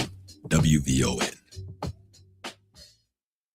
This report is brought to you by Blindster.com. Kyle Cox started Blindster in his garage back in 2010. Since then, they've sold millions of custom blinds, shades, and shutters nationwide. Their blinds are DIY friendly, guaranteed to fit, and always cheaper than big box stores. Blindster.com. WVON traffic and weather now. Good Friday afternoon, Chicago. I'm Logan Page, and here is your traffic update. In Ryan, downtown to 95th, slow go 37 minutes. I-57, Ryan to I-80, 2-minute delay, 17 minutes. Bishop Ford, Ryan to I-80, 94, slow moving traffic, 16 minutes. Stevenson to South Lakeshore Drive to the Tri-State, bumper to bumper traffic, 53 minutes. Eisenhower, Wolf to Post Office, stop and go traffic, 1 hour. Kennedy downtown to O'Hare, please be cautious. There is an accident. Kennedy before Ohio Street, 53 minutes. And Eden's Montrose, Lee Cook, smooth sailing, 14 minutes. The weather for today, Chicago, breezy, warm, high of 61 and a low of 31. Tomorrow, nighttime snow showers, high of 35 and a low of 24. It's currently 64 degrees and partly cloudy. I'm Logan Page, and that's your traffic and weather update on WVON 1690. WVON, celebrating 100 years of Black history by remembering 400 years of resilience. And now back to Remembering Reverend Jesse Jackson with Perry Small and Kimberly Egonwman, live from Rainbow Push headquarters, 930 East 50th Street in Chicago, on your history-making station, WVON.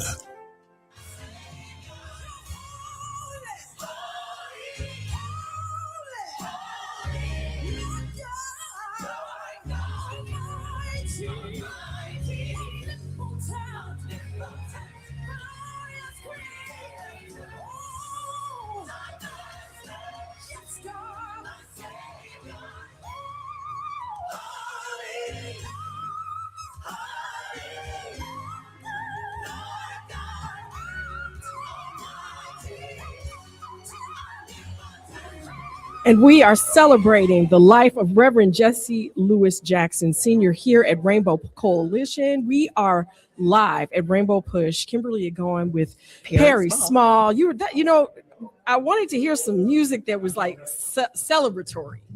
And that was Lucretia Campbell. Man, did you all ever? Are you familiar with her and her powerful voice? No. She's someone who had passed away, some time ago, but just powerful voice, powerful. The way in which she was able to express herself. And I'm just thinking about how people are feeling right now at this time. And it's going to be. I know that memorial ceremony next week is going to be off the chain. They said that Rev loves short weddings and long funerals. So I think this one is probably going to break the Aretha. My goodness. I was at that one too. It's going to break that record. Oh, wow. Oh my goodness. But you know what? We were just talking before we went to the break. Perry. Right. The things that I knew Reverend Jackson for. Of course, I am somebody because when you were a little kid, that was the thing to say. They had a pop song about it. But also this idea of activism, this idea of helping one another, a boycott if you needed it, but also the spirit of African Americans. He wanted to see Black people in all the spaces. So when you see people in the corporate boardrooms and in all of these different spaces, that is a direct result of the agitation, the work that people at Push did, right? The main thing was media. And the main media. So here in Chicago, you had all these Black people and you had nobody that looked like us on television. And yet Black people supported media. I was having this flashback. Well, we watched television more than any other racial or ethnic group. I grew up watching CBS in the evening news with Bill Curtis, Walter Jacobson. He always had the investigative reports, and Harry Porter Field. So Annette understands where I'm going with this. Annette understands. And Lisa too, she knows. Harry Porterfield was so respected, and he drew in the Black audience. And then they decided to mess with him. He was respected by everyone, right? And then they decided to demote him. For not demote him. He took him off for a few. He'd only be on on the weekends or something. Reverend Jackson and Rainbow Push led a boycott of CBS that was so bad that even today, CBS has never recovered. Now, what does that say? And not just that. ABC 7 only became #1 because of that boycott. But here's the third part. WGN just had massive layoffs. And it's not lost on me. See, I don't have a show here no more. I can say what I want. Right. They didn't touch a Black person. They got rid of 8 people. They got rid of a bunch of. They didn't touch one Black person because people understand that the Black audience will leave you. Yes. Respect your viewers, especially when they're doing their job. He was a voice for people, for Black people. And if you needed help, he was there. Just there. You called Michael Jackson. Who are people going to call now? Who are they going to call when we're in all of these spaces? What's your answer? Attorneys. They're going to have to. It's going to have to be in the courtroom, right? Attorneys, and we're going to have to go scorch earth legislation, courts. Supreme Courts. Look, we have attorneys. Someone who is very special to us. Yes. On the live line with us, just talking about that media connection, and someone who is so respected. As soon as you hear her voice, you're going to know exactly who she is. But she's going to tell us the legacy of Reverend Jackson from her own perspective and how she met him. Joining us on the live line is the former, I don't even know what to call her, news reporter, the news director. Morning news anchor, Morning Drive, WBBM, News Radio 780, Felicia Middlebrooks. We want to thank you so much for joining us, Ms. Middlebrooks. Well, good afternoon. Thank you. It's a privilege to be with you. We are celebrating Rev's life today, and we're so happy to have you on and hope that you will just share a little bit of how you first met Rev and what he meant to the media community here in Chicago. Well, first of all, I'm honored to speak about Reverend Jackson and his powerful legacy that will be with us through the ages. I also want to give my deepest condolences to the Jackson family. So how I met him, I of course, like any student of history, had knowledge of him as a child of the 60s and 70s, right? But I met him informally in 1982 and 83 when I was the desk assistant working for PBS2. Okay. But I first interviewed Reverend Jackson in person in 1984. It was during his first presidential campaign. First run. And back then, and I was a street reporter and a weekend anchor at WBBM News.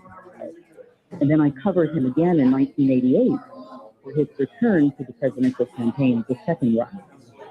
And I have to tell you, he was compelling in both stature and messaging. Okay. A gifted speaker, one of the most powerful voices in the civil rights movement.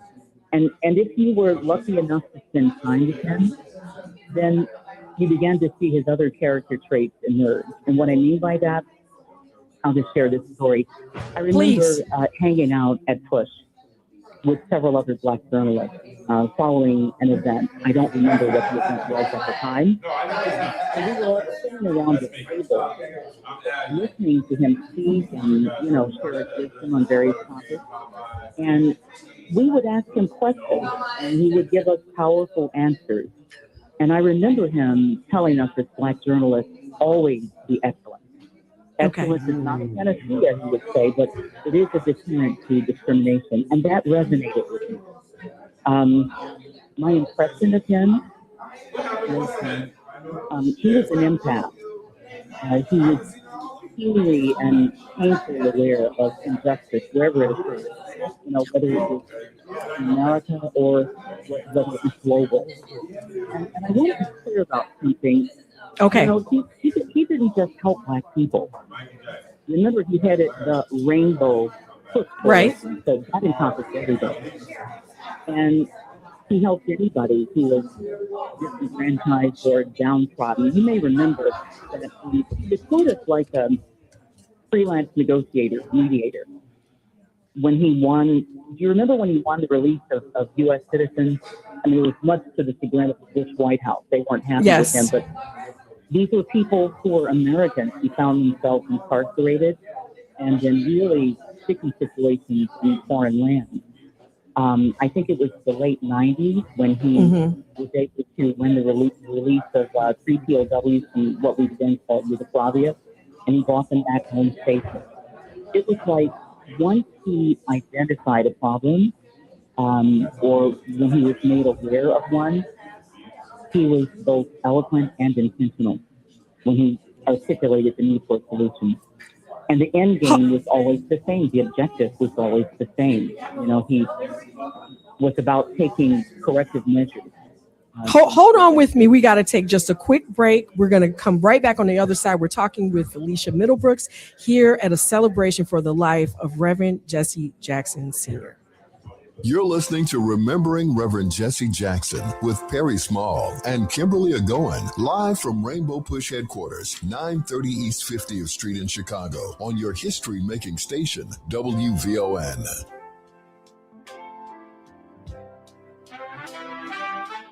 Catch Reverend Al Sharpton online at WVON.com or on the WVON app. Just click the Al Sharpton banner. Tune in every day at 12 noon for your daily dose. And if you miss it, catch the overnight replay from midnight to 3 a.m. We're keeping it real with Al Sharpton on WVON 1690.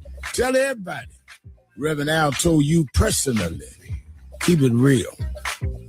Keep it real. Whatever you do, keep it real. It's Rufus Williams. Every weekday morning from 7 to 9, I break down what's really going on, politics, power, and the people shaping our communities.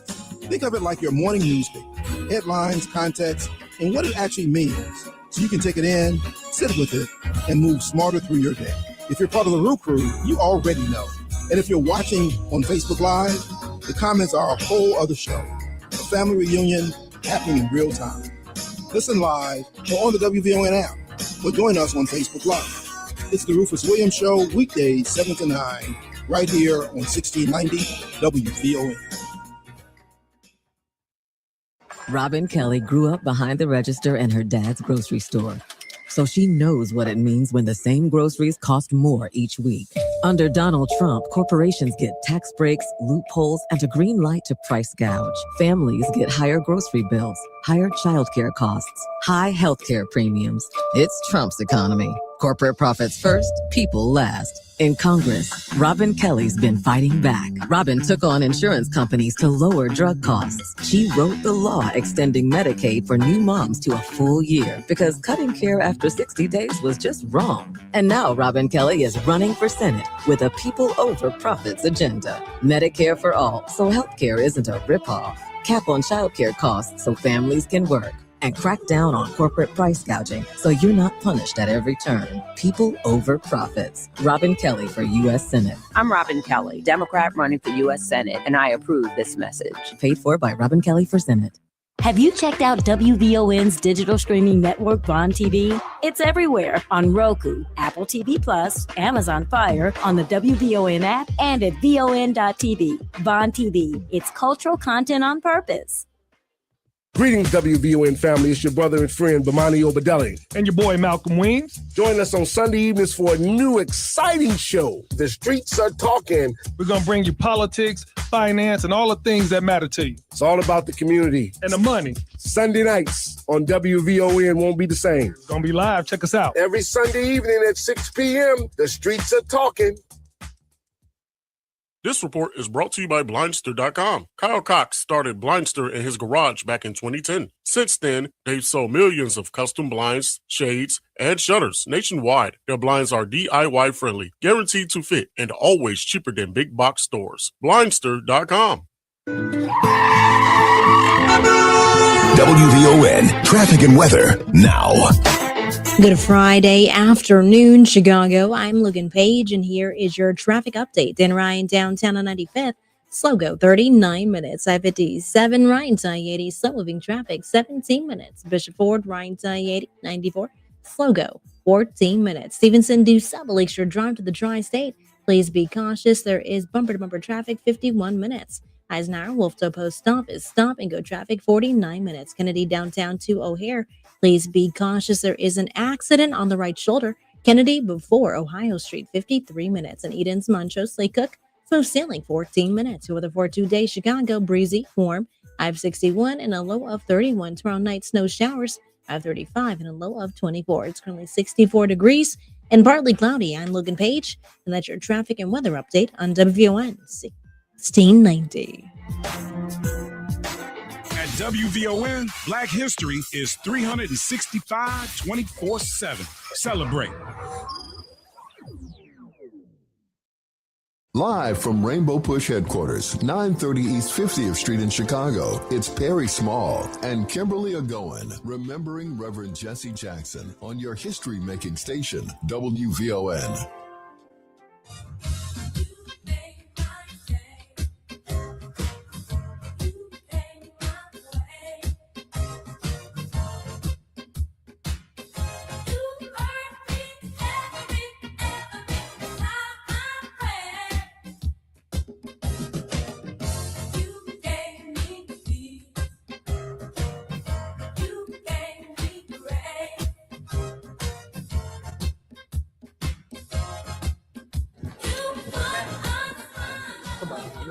And we are back here at Rainbow Push Coalition. Kimberly Egonwman and Perry Small celebrating the life of Reverend Jesse Louis Jackson Sr. here on WVON 1690 AM. The Talk of Chicago. We are talking with Felicia Middlebrooks, and she was just explaining to us, you know, the even larger impact of Rev. And you know what? I appreciate it because I know the whole thing. I know former Governor Blagojevich was on yesterday, and he discussed, first of all, his father was Serbian. And so he was discussing how he went on that trip when Reverend Jackson helped release the people from Serbia. The hostages. The hostages, and how that was important to him. He said he would just carry his bag. He didn't even care. He just wanted to be there for the moment. But I'm going to tell you all, and this is just who I am. I love that he was also doing so much for Black people. Because Yeah.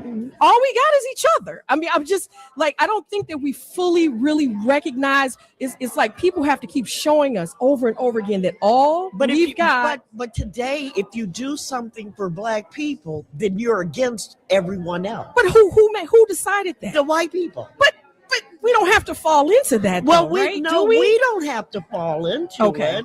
But you've got. We're living in a universe that we have never experienced before. We're off of our axis. Wow. We're going to get back on track. Are we going to do it with Reverend Jackson? Do you think that you're going to find another Reverend Jackson? There will never be another Reverend Jackson. There's never going to be an iconic civil rights activist in the vein of a John Lewis, a Reverend Jackson, Andrew Young, Young, Julian Bond, and all of that. You're never going to see that again. So now this is who I look to. Okay. I look to the Antonio Romanucci's. I look to the Ben Crumps. I look to the Lee Merritts. Because you're saying this is really going to play out. This is how this has got to play out in the courts. It has to. Okay. That's so interesting. All right. Well, it is. And but Felicia, you were just explaining how the impact of meeting him, of knowing him, of talking, and you told me something. He was really a great storyteller as well. Yeah. I should mention that. Let me run this past you by you. I don't know if you've ever heard this saying, this quote: "What irritates you is a clue to what God has assigned you to correct." Have you heard that before? And not in that way, but I've heard a variation of it. So that kind of advocacy was Reverend Jackson's assignment. Okay. I really believe that. I think you have to be born with that kind of passion for justice, and it was just part of his DNA. So storytelling is my vocation, right, as a journalist, and I believe it is the most powerful pathway to human connection. A lot of people may not have known this, but Reverend Jackson was a terrific storyteller, and his stories were intriguing. As journalists, and you guys know this, you know the backstory sometimes can be more intriguing than the actual story itself. True. Absolutely. So I was born and raised in Gary, and this is many years ago. I got a call from the late Mayor Richard Gordon Hatcher. Oh, yeah. He asked if I would, and we're talking another history maker. He asked if I would MC a dinner being held in his honor. And so, of course, I was happy to serve, and Reverend Jackson was the keynote speaker. And he told some amazing stories about the origin of Mayor Hatcher's campaign, the death threats, and, the efforts to steal votes from him, all of the local economy, white flight, all of it. And Mayor Hatcher and the late Cleveland Mayor Carl Stokes were both history makers. They, at this point, had become the first Black mayors elected to major cities in the U.S. And so Reverend Jackson began to talk about the story of his first presidential campaign. Okay. And he talked about this Black collective, activists and community organizers and famous musicians and actors who were, people whose names we would recognize. They were also stalwarts in the civil rights movement, and ministers, and all of these people of influence, and they would gather in somebody's kitchen on the South Side. He said, there would be people around the stove and cooking for everyone, and then it was there that strategies were birthed, to benefit Black America. And it was there where discussions were had, and there was a lot of problem solving for all the challenges, facing the community. And Reverend Jackson said, someone shouted, "Hey, we need someone to run for president. You do it, Jesse, you run." And then he said, someone else shouted, "Yeah, run, Jesse, run."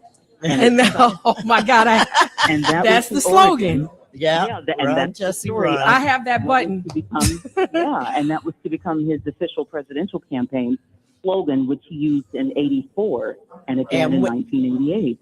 And which was on the cover of Time. On Time magazine. The Time magazine was Reverend Jackson with "Run, Jesse, Run." Run, Jesse, Run. He never looked more handsome. Right. So now you know the backstory, which that's the Cool. backstory. Yeah. Hold on with us. We're you know what? We're gonna have to take a break. I remember those. Yeah, I know. You know. We're going to take a break, but we are broadcasting live from Rainbow Push Coalition. Perry Small, Kimberly Egonwman. We'll be right back after the break. Happy Friday afternoon, Chicago. I'm Logan Page, and here are your news headlines. Illinois Attorney General Kwame Raoul joined Perry Smalls and Kim Egonwman at the Rainbow Push headquarters. Audit recommends Chicago's 311 system needs an overhaul. Bears coach Ben Johnson gets a grade A in NFLPA survey. And Megan Thee Stallion to make Broadway debut in Moulin Rouge, the musical. National news from the Black Information Network is up next on Chicago's only urban talk radio station, WVON 1690, Berwyn, Chicago.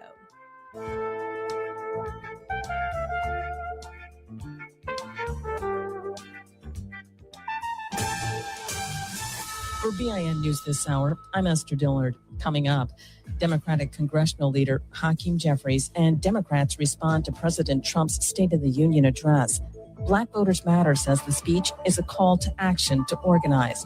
And state lawmakers visited the Malcolm Shabazz Harlem Market in Upper Manhattan to support local entrepreneurship. But first, here's BIN News Now. Denver Mayor Mike Johnston is outlining how the city will respond if ICE conducts operations there. If we see any ICE officer using excessive force against the Denver resident, we will step in to detain that officer and remove them from the situation. Johnston's order says Denver will prosecute any crimes by ICE agents and block the agency from using city buildings or property for civil immigration actions. Georgia is preparing a permanent tribute to the state's first Black lawmakers, the original 33, who were elected during Reconstruction but expelled in 1868 because of their race. A new Capitol memorial backed by Black Representative Carl Gilliard and former Atlanta Mayor Shirley Franklin will feature markers and educational elements. And Gnarls Barkley is returning after 18 years. CeeLo Green and Danger Mouse just announced their final album, Atlanta, featuring 13 tracks and a new single. The album drops March 6th. Get BIN News now on demand 24/7 on the iHeartRadio app. Now back to Esther Dillard. Thanks, Bree. Several Democratic lawmakers stood with Black congressional leader Hakeem Jeffries in a news conference responding to President Trump's State of the Union address. Jeffries said the message to Americans was, in his opinion, this. There was no substance in that speech, but a lot of snake oil. No vision for the future of the country, but a lot of vitriol. There were no policy prescriptions designed to make life better for everyday Americans, but it was full of partisanship. He believes this ensured more votes for Democrats in upcoming elections. Democratic whip and Massachusetts Congresswoman Catherine Clark told reporters they're working on new legislation in light of those hopes. We're looking at an agenda that can cut childcare costs to $15 a day, an agenda that cuts premiums with a permanent health care tax credit, an agenda that cuts housing costs and builds new affordable homes, an agenda that cuts utility bills by making corporate users pay their fair share. Meanwhile, Black Voters Matter co-founder Latasha Brown says Trump's speech is a call to action to organize communities. We're going to have to shift and see ourselves as founders of a new America, of a new nation. We're going to have to nation build and operate. We need to be asking the questions. How are we going to feed our people? How do we protect our people? How do we strengthen our institutions? How do we create new trade lines that we're not dependent on those that hurt and harm us? How do we build schools? How do we support Black media? How do we support Black businesses? She noted several organizations are coming together for the commemoration of the 61st anniversary of Bloody Sunday, the Selma to Montgomery March, and the signing of the Voting Rights Act of 1965.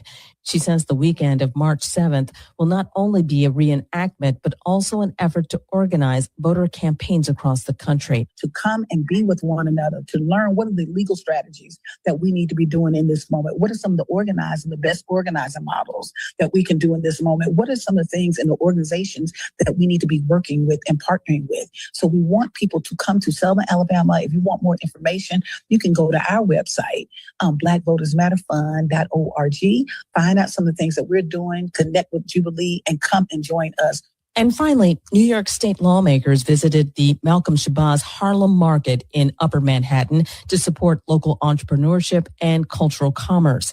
The event, attended by members of the Black, Puerto Rican, Hispanic, and Asian Legislative Caucus, aimed to promote small businesses in Harlem's historic marketplace. Stay informed, stay connected, and subscribe. Follow BIN News This Hour wherever you get your podcasts. I'm Esther Dillard, where the Black Information Network means Black News First.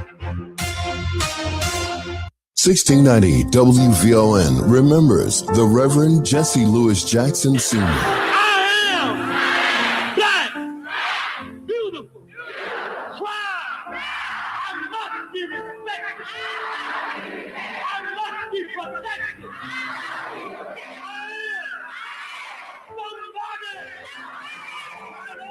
You were a beacon of light, not only for Chicago, but for the nation. From our family to yours. Rest in peace, Reverend Jackson. Job well done.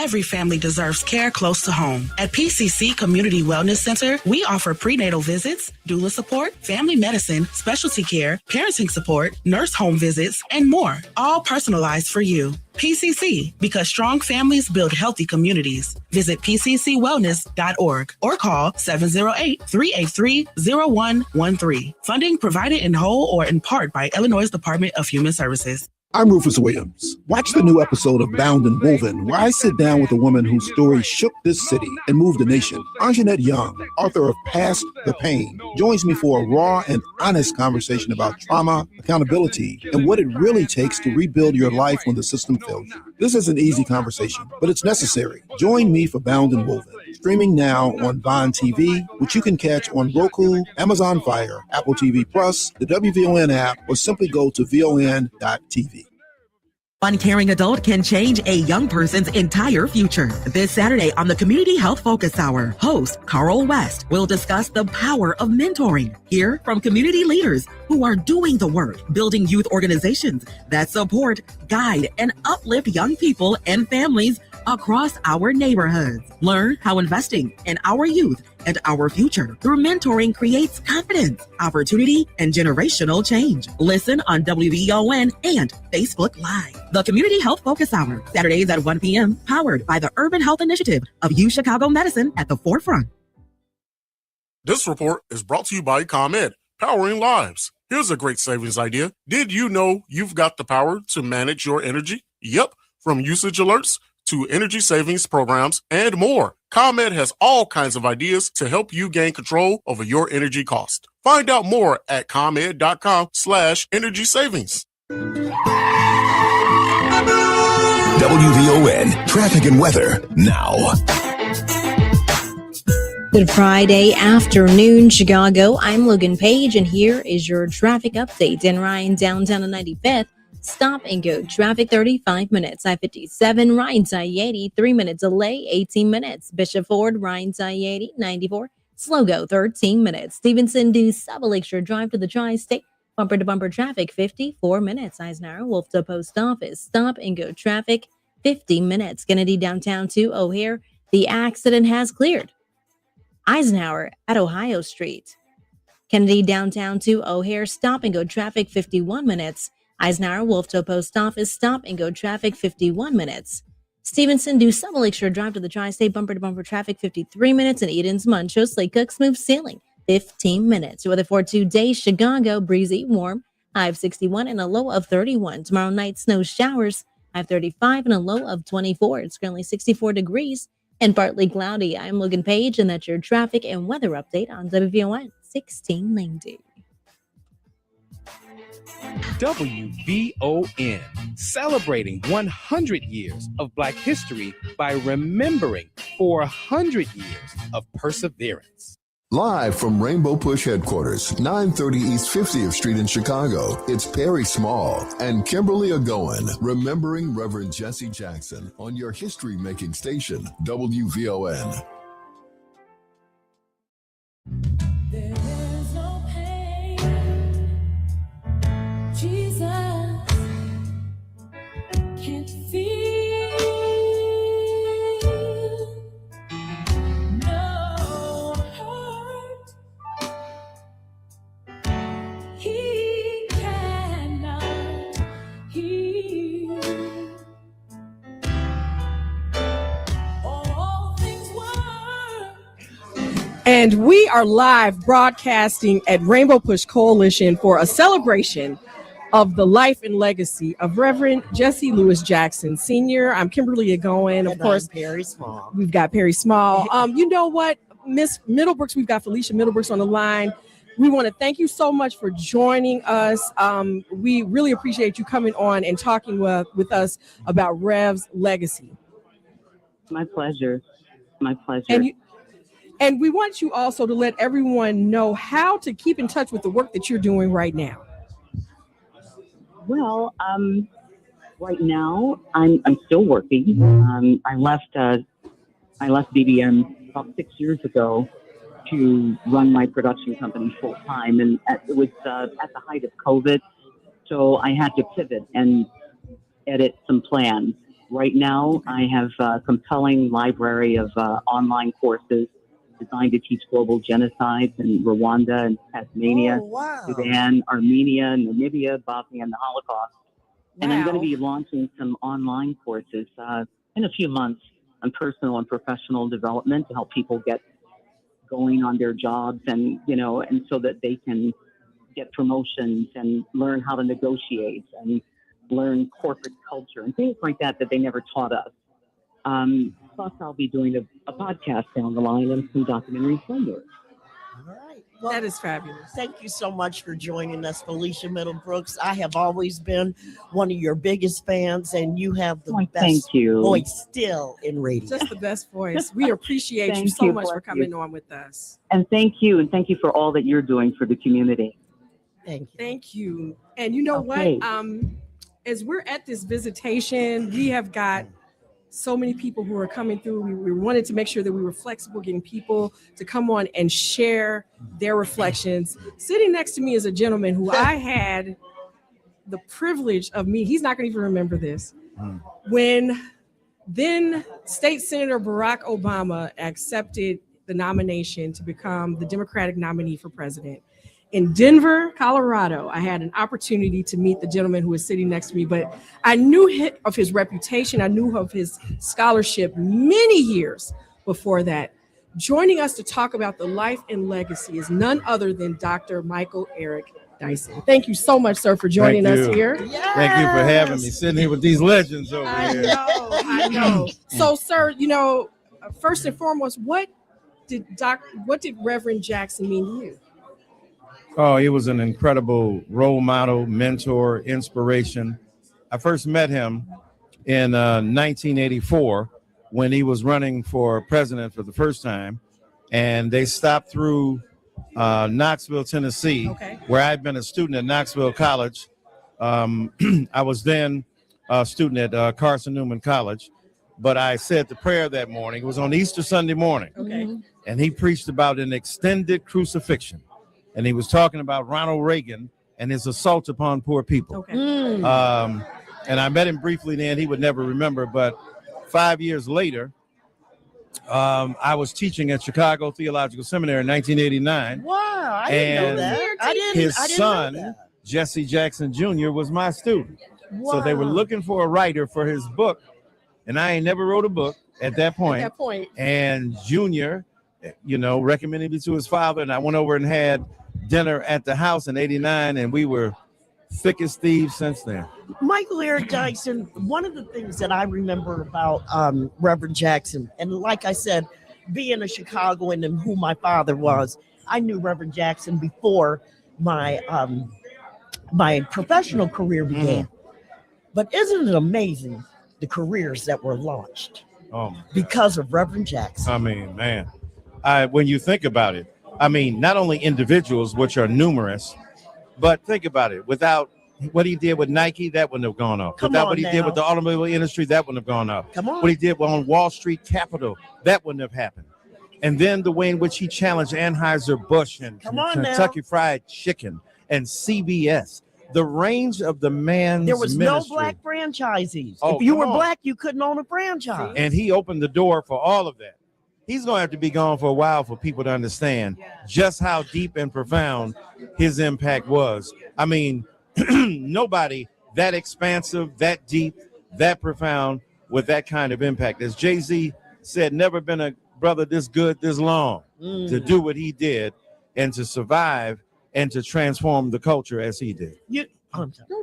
Dr. Jackson, I couldn't have you near me and not ask you about what is happening to this country today. Yeah. We just watched the longest State of the Union. Yeah. I wouldn't call it an address. Right. It was a P.T. Barnum sugar show. Right. In my opinion. Right.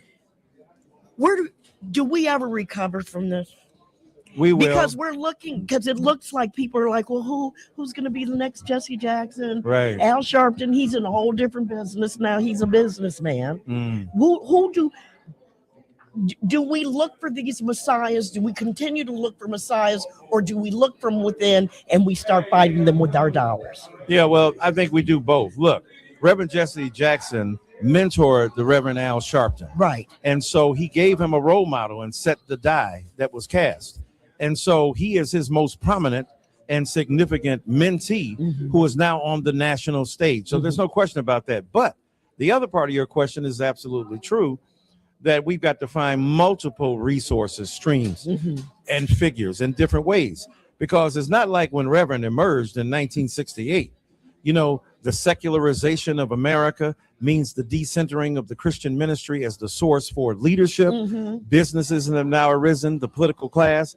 But the thing is, he made all that possible. Without his run in 84 and 88, the black political class would have never thrived the way it is now. So when you think about what Reverend Jesse Jackson did to open up the gates, the floodgates and the doors of possibility, it's extraordinary.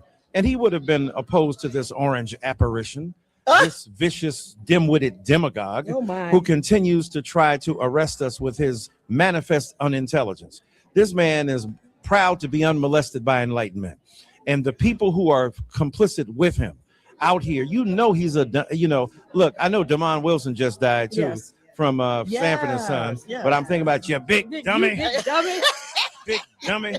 You know, you could be an entertainer, if you will, but a commentator on Fox News on the weekend, and the next weekend you are Secretary of Defense. Come on War. now. I mean, this is the level of incompetence. But Reverend Jesse Jackson taught us that you got to persist through all of that. So we have to believe that to keep hope alive. And in order to keep hope alive, that's more than a sentiment. That's more than a sentence. That's more than a slogan. That is a sturdy, powerful, substantive guidepost for us to remember. My pastor, Dr. Frederick Sam, said, we have already come through what we have come to. So if we can remember that, it might not have been in our lifetime, but collectively in black people's lifetimes, we have seen this kind of chicanery and obnoxiousness before.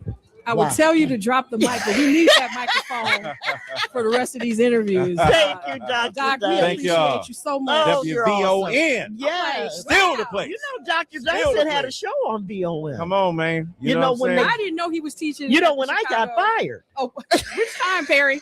But we thank you so much. Thank y'all for having me. We're going to be right back after this Lisa break. Eli and more guests. That's right after this break.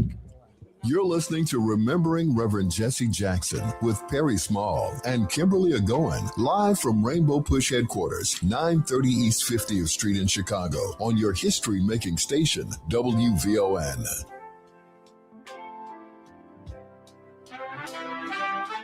Tuned in to your favorite WVON personalities on Facebook Live? Don't just watch, like it, love it, share it. Every click helps us grow the conversation and keep the community strong. So remember, like it, love it, share it, Chicago. I am attorney Tiffany Brooks, candidate for Cook County Judge of the First Judicial Subcircuit, and I need your vote. A lifelong resident of the South Side of Chicago, I continue to be a 25-year dedicated public servant with over 15 years practicing law before the Illinois State Courts and licensed before the U.S. Supreme Court. A member of various bar associations across the state of Illinois, I firmly believe that when appearing before the court, all people should be treated with dignity and respect, ensuring fair and impartial justice. A strong advocate of providing free legal services to underserved communities, standing in the legacy of the great judge R. Eugene Pincham, who said, "You can't be what ain't seen." I need to be judged so our girls and all youth see women like me as they envision themselves and dream of all they can be. I order each day in the spirit of Judge Pincham's 3 P's for success: preparation, perseverance, and prayer. And that's what you can expect from me, justly serving the First Judicial Sub-Circuit. Please vote Attorney Tiffany Brooks for Judge. Punch 145. This message is approved by Attorney Tiffany Brooks, candidate for Judge of the First Judicial Sub-Circuit. Protect your money and build your wealth. Sundays at 3 p.m., host and owners of Top and Top Insurance Agency, Clydell and Betty Top, teach you about protecting your assets, 401ks, annuities, life after retirement, the differences and benefits of life insurance. And they take questions. Their advice can enhance your financial future and your legacy. Call for a free WVON financial consultation, 773-881-8110. Tune in Sundays at 3 p.m. to protect your money and build your wealth. Powered by Top and Top Insurance Agency. This report is brought to you by Blindster.com. Kyle Cox started Blindster in his garage back in 2010. Since then, they've sold millions of custom blinds, shades, and shutters nationwide. Their blinds are DIY friendly, guaranteed to fit, and always cheaper than big box stores. Blindster.com. This Women's History Month, we're amplifying the brilliance, the boldness, and the unapologetic power of women who refuse to whisper. These are the women who roar, the lawmakers, the CEOs who walk into boardrooms and flip the script, the journalists who ask the hard questions, the organizers who move communities from outrage to action. These women are breaking barriers, rewriting narratives, and redefining what leadership looks like, fueled by courage and driven by legacy. Listen to Women Who Roar, an exclusive feature on WVON, because quiet was never the assignment.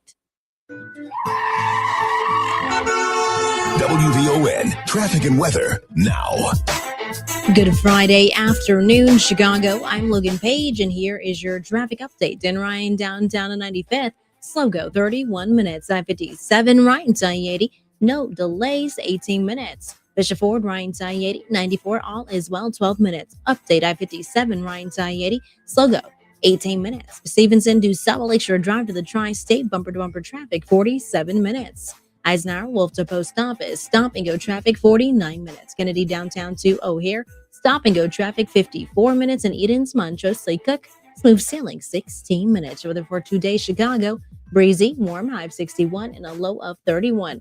Tomorrow night, snow showers, high of 35 and a low of 24. It's currently 64 degrees and partly cloudy. I'm Logan Page, and that's your traffic and weather update on WVON 1690. And now back to Remembering Reverend Jesse Jackson with Perry Small and Kimberly Egonwman, live from Rainbow Push headquarters, 930 East 50th Street in Chicago, on your history-making station, WVON. People say you can't remember. He can. When you don't know what you're gonna do, please remember. He will free you from your sin and give you peace within. So you better hold your head up high. You're gonna win. Yes, you're gonna win. 'Cause it ain't over until God says it's over. It ain't over until God says that it's finished. He says amen. It ain't over until God says it's over. Keep fighting, and you better keep praying. Keep fasting. It ain't over. Keep pressing. Progressing. Keep moving. It ain't over. Keep reading. Interceding. Keep believing. Keep believing.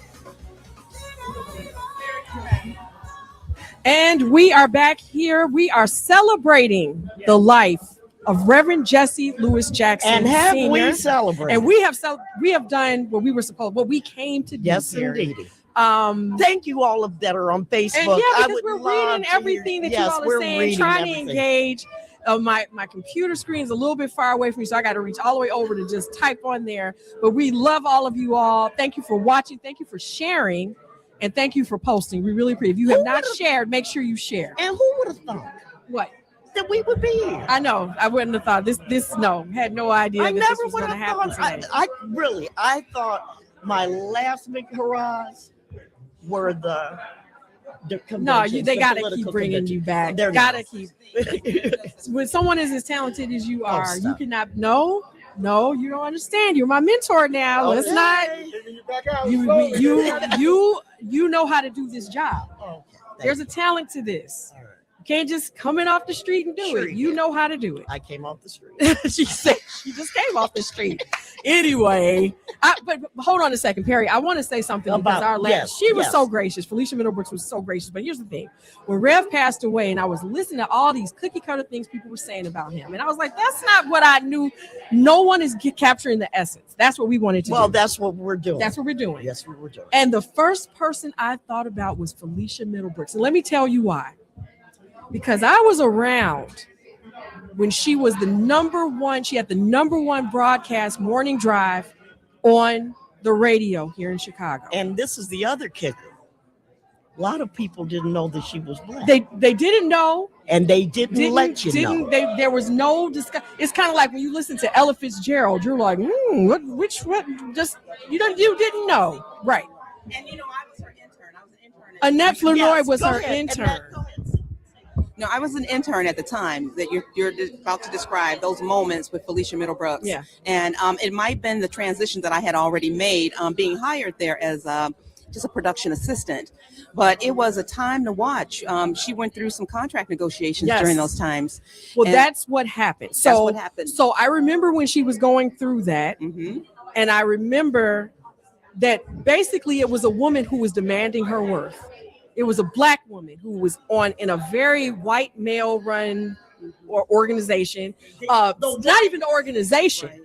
We're talking about Field, the whole major media outlet, doing what she. As a matter of fact, we still need her voice on the radio. It's flawless, and it's trusted. She went through that negotiation, and they were messing with her. See, this is the thing that Reverend Jackson is going to be missed for, I think, even the most. Right. This idea that we're in these spaces, and in so many cases, they not were angry treated because fairly. They were angry. The people were angry. Her colleagues were angry that she made as much money as they did, and more, demanded to be more. Paid what she. But what guess who said this is not going to happen? We're going to make sure that you're taken care of. It was Reverend Jackson, and she didn't talk about it. She didn't. And we're going to talk about it. And she'll never talk. She'll never. We're going to talk about it because it was one of those instances, like I said, when you got in trouble, it was Reverend Jackson. He did the same thing for Harry Porterfield too. For Harry Porterfield, right. So that I think we're beginning to understand what we've lost, and I claim him because I don't want other people to claim him. I'm glad that he came from the race that I'm from. Do you understand? I mean, I'm just saying it. I'm glad he did what he did for other people. But the hate and the vitriol in the comments on social media, I just smile. I'm like, you have nothing. You have nothing. Oh, I wish you could spell his name. There's not an I. Yeah, right. There's been a lot of that. There's been a lot of that. But you have to understand, growing up, I saw the fighter. Yes. That's what I saw, the fighter. Yeah. The fighter and the person who was going to be there when they put you in jail, when they put you on trial, when you had to do a negotiation and you took your black self in there and they didn't want to give it to you because you were black. That's the Rev that so many of us knew. And I'm telling you, seeing black excellence every day, I never felt like I didn't have a voice. It was wonderful. My mother taught on the west side of Chicago in one of the poorest communities in the 1960s on the west side. She taught at Grant School in Crane. These kids were many of them just poor, right? Lived in Rockwell Gardens. Many of them would come home with us on the weekends, and I hated it and all that sort of thing. And I had to share my mother. Okay. Can you imagine how the Jackson family feels and understand? See, I had to go through become an adult to realize my mother was living her purpose, and I just had to live with it. Yeah. And guess what? I was okay. I was okay. Reverend Jackson's living his purpose. Yeah. That was greater than anything you could imagine. His purpose was bigger. His purpose was just as big, if not bigger, than that of Dr. King's, because he had something to work with.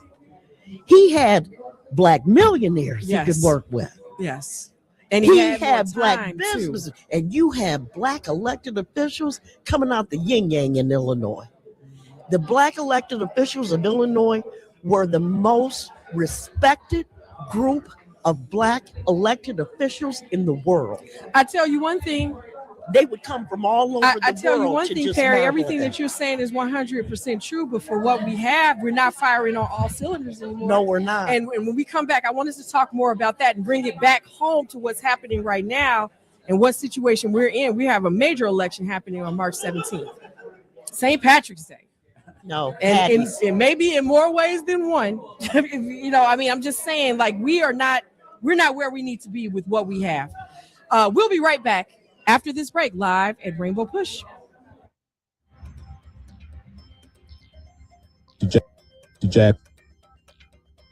Hope you're having a fantastic Friday afternoon, Chicago. I'm Logan Page, and here's happening in your local and national news. Illinois Attorney General Kwame Raoul joined Perry Smalls and Kimberly Egonwman at the Rainbow Push headquarters to honor Reverend Jesse Jackson, praising him for paving the way for Raoul's political career, reflecting on growing up on the block away from Rainbow Push. Yes. As you talk about the work that I've been blessed to be put in a position to do, it's all on the foundation and the shoulders of Reverend Jackson. If you think about many of our lawsuits, whether it's fighting the backlash on DEI and putting these unreasonable conditions. And more locally, you know, consumer issues that we have here in the state of Illinois. Yeah. If you think about these issues, the extent to which Reverend Jackson, way before we even knew the term DEI or diversity, Reverend Jackson was leading this fight. If you think about the work I've been able to do on voting rights, the Illinois Voting Rights Act and constitutional protection of voting rights, that's on the shoulders of Reverend Jackson's consistent fight for voting rights. He also highlighted his efforts to raise awareness about children of immigrants in his home country, Haiti, emphasizing the importance of advocating for its people and the freedom of Black Haitians. Raoul noted that the Haitian Revolution was pivotal as freedom might have been delayed without it. In other news, outgoing Chicago Inspector General Deborah Witzberg says changes are needed in the city's 311 non-emergency service request system.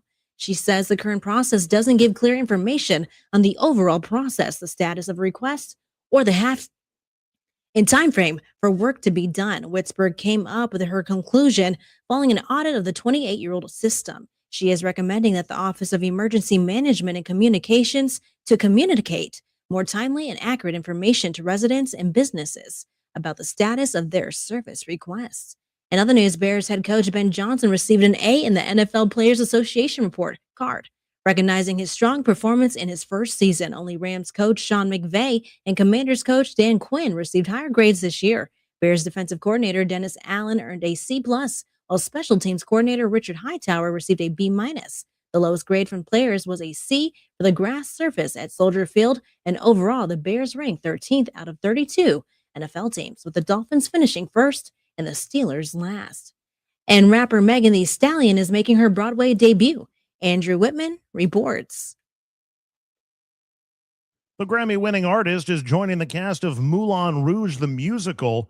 The show follows bohemians in the Parisian neighborhood of Montmartre who are trying to keep their nightclub in business. Stallion stepping into the role of Harold Zidler, becoming the first woman to play the role. She'll take the stage March 24th for an 8-week run that goes through May 17th. Andrew Whitman, NBC News Radio, New York. I'm Logan Page, and that's what's happening in your news now on WVON 1690.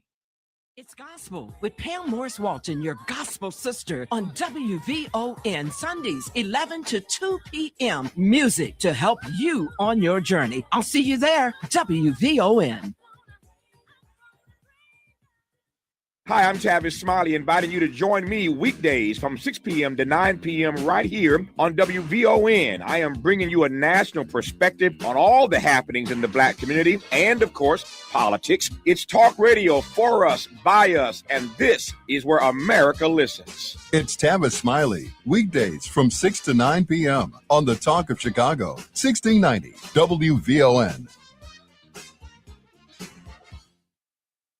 This is your host and life coach, Linnell Harris, and I want you to join me every Sunday morning from 7 a.m. to 9 a.m. for Inspirational Perspective. On Inspirational Perspective, we talk life vision, life purpose, and the show is all about helping you live the best life possible. So join me as we look at supporting you in living the life you intend to live and making your life's vision a reality. Every Sunday morning at 7 a.m. on the Talk of Chicago, 1690 a.m.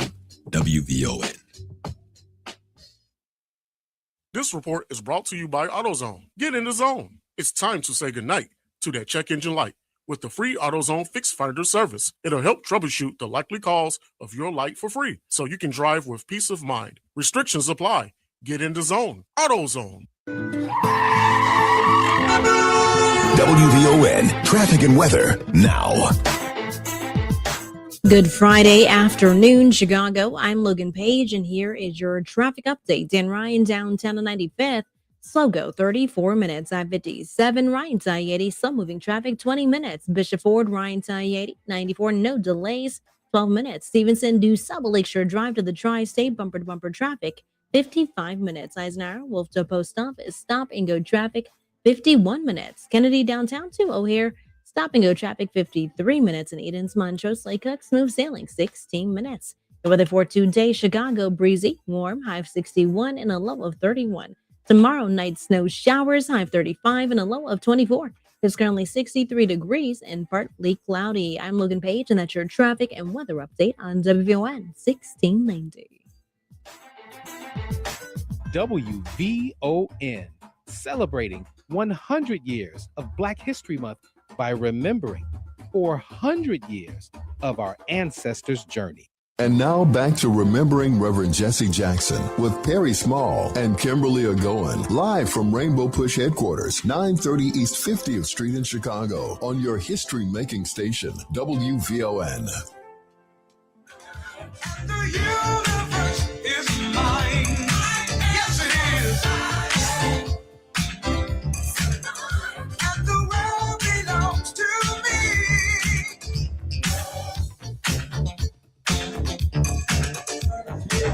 And we are live here at Rainbow Push Coalition. Perry Small, Kimberly Egonwman. We are celebrating the life of Reverend Jesse Louis Jackson Sr. Joining us now is someone we definitely had to hear from because he has got such a strong familial tie. He was family with Reverend Jackson and has been an integral part in celebrating the homegoing of Reverend Jackson. We have got Spencer Leak of Leak & Sons Funeral Home. Thank you so much for joining us. Thank you so much for having me. We know that you have been a very busy person. Yes, this week has been nothing like I've ever seen in my entire life. But, you know, if someone has asked me, or several people have asked me, has this been overwhelming? No, it's not been overwhelming. It's just an honor for me to be doing what I'm doing for the Jackson family. That's wonderful. There was a beautiful article written about your family. Yeah. And Reverend Jackson. Some of us may have known some of the story before that, but for those who didn't, tell us about the family ties. So from what I understand from my father and my grandfather in the late 60s, Reverend Jackson and Miss Jackson came to town and they didn't have a place to stay, not a lot of money. They met Reverend Clay Evans, I'm sorry. And Reverend Clay Evans and my grandfather, A.R. Leak, were great friends. And Reverend Clay Evans went to my grandfather and said, hey, is this minister in town? He needs a place to stay. Not a lot of funds. We need to find him a place to stay. And my grandfather was like, well, we don't have to find him a place to stay. He can just come live with me and my family. Wow. So they lived at Don't quote me on this, but 6725 Ridgeland is the address where they live. So whoever lives in that building, they might have a little history there. I think that's the address, but I remember going there as a child when I was like 3 or 4 years old, before my grandparents sold the home after the Jacksons moved out and they moved downtown. You know, your family is so synonymous with the city of Chicago. Thank you. So synonymous. Thank you.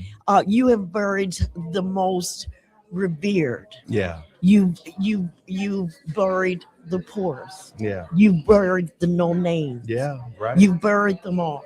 Right. And you continue this. And you know that commercial you have where they talk about, you know, when I went to mortician school, they said it wouldn't, last. That you know, is a very true story, right? Like second generation. Yes. Third generation funeral businesses normally fail. But you guys did it. What's the secret sauce? The secret sauce is, well, our business, like my dad says, like my grandfather says, is founded by God. And it's only because of God that we are where we are right now. Have we had our ups? Yes. Yeah. Have we had our downs? Yes. But it's only by the grace of God that we are here.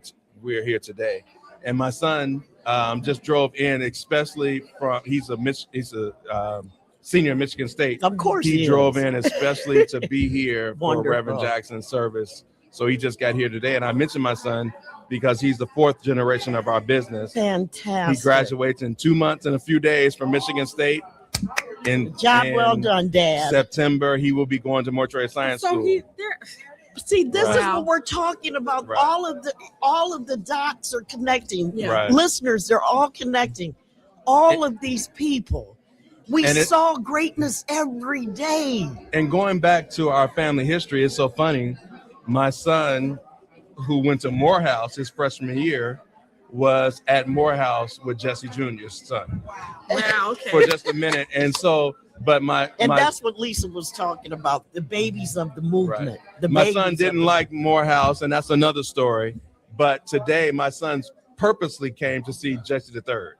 And I put them together at the casket today, and they just hugged and embraced and exchanged numbers. And Jesse III said, I gotta get your number. We gotta go out to lunch and just hang out for a minute. So let me ask you this, because we know the service aspect. We know that you said that you haven't been overwhelmed because this has been like family, and this is what you do too, part of your business. But Jesse Jackson, the man, what did you learn from him? What have you learned? Well, you know, I've been asked about that in other interviews. Talk about this iconic giant. And I didn't know him like that. Yes. I knew him as a father, a grandfather, an uncle, where me and Yusef and Jonathan and Jesse, along with Harold Ford, he's over there somewhere, Harold Jr., from the Ford family of Memphis. Ramsey Lewis's kids, they live right next door. Absolutely. We would all be playing in the backyard together. So, you know, I would see Reverend Jackson on TV and doing all the things that he did, but nobody knew about the fact that we were in the backyard playing basketball. Right. You know? Well, it is just, you know, my heart is full. I had no idea, and this is very heartfelt. I had no idea I would feel the emotions that I'm feeling upon this job. Yeah, it's just like when it's almost like it's not happening and I'm just doing a job. But I know that there's going to be a moment. Yeah. When I really take this in and realize the opportunities that he gave me, the things that he taught me, and just him being him. Me being the journalist that I became. And I just can't think the families, all of the families in Chicago. And I'm just so proud of the Jackson children, Miss Jackson especially. Oh, how impressive are they? Oh my goodness, it's like American royalty. Well, did you all see that press conference on the day after he died, after he passed away? Well, wait a minute. You had to read the comments behind it. Okay. The white people were like, oh. Right. They weren't very ready. articulate. Right. You know, that's the code word. That was American royalty. That's history in the making right there. The day that he passed away, once CBS or ABC called me, and this is the question. Well, what are the two people? Do you have two people in mind who will carry on Reverend's legacy? It's none. And I said, I don't have two people. And they said 2 men. Okay. And I said, well, I've got 3 men who will carry on his legacy.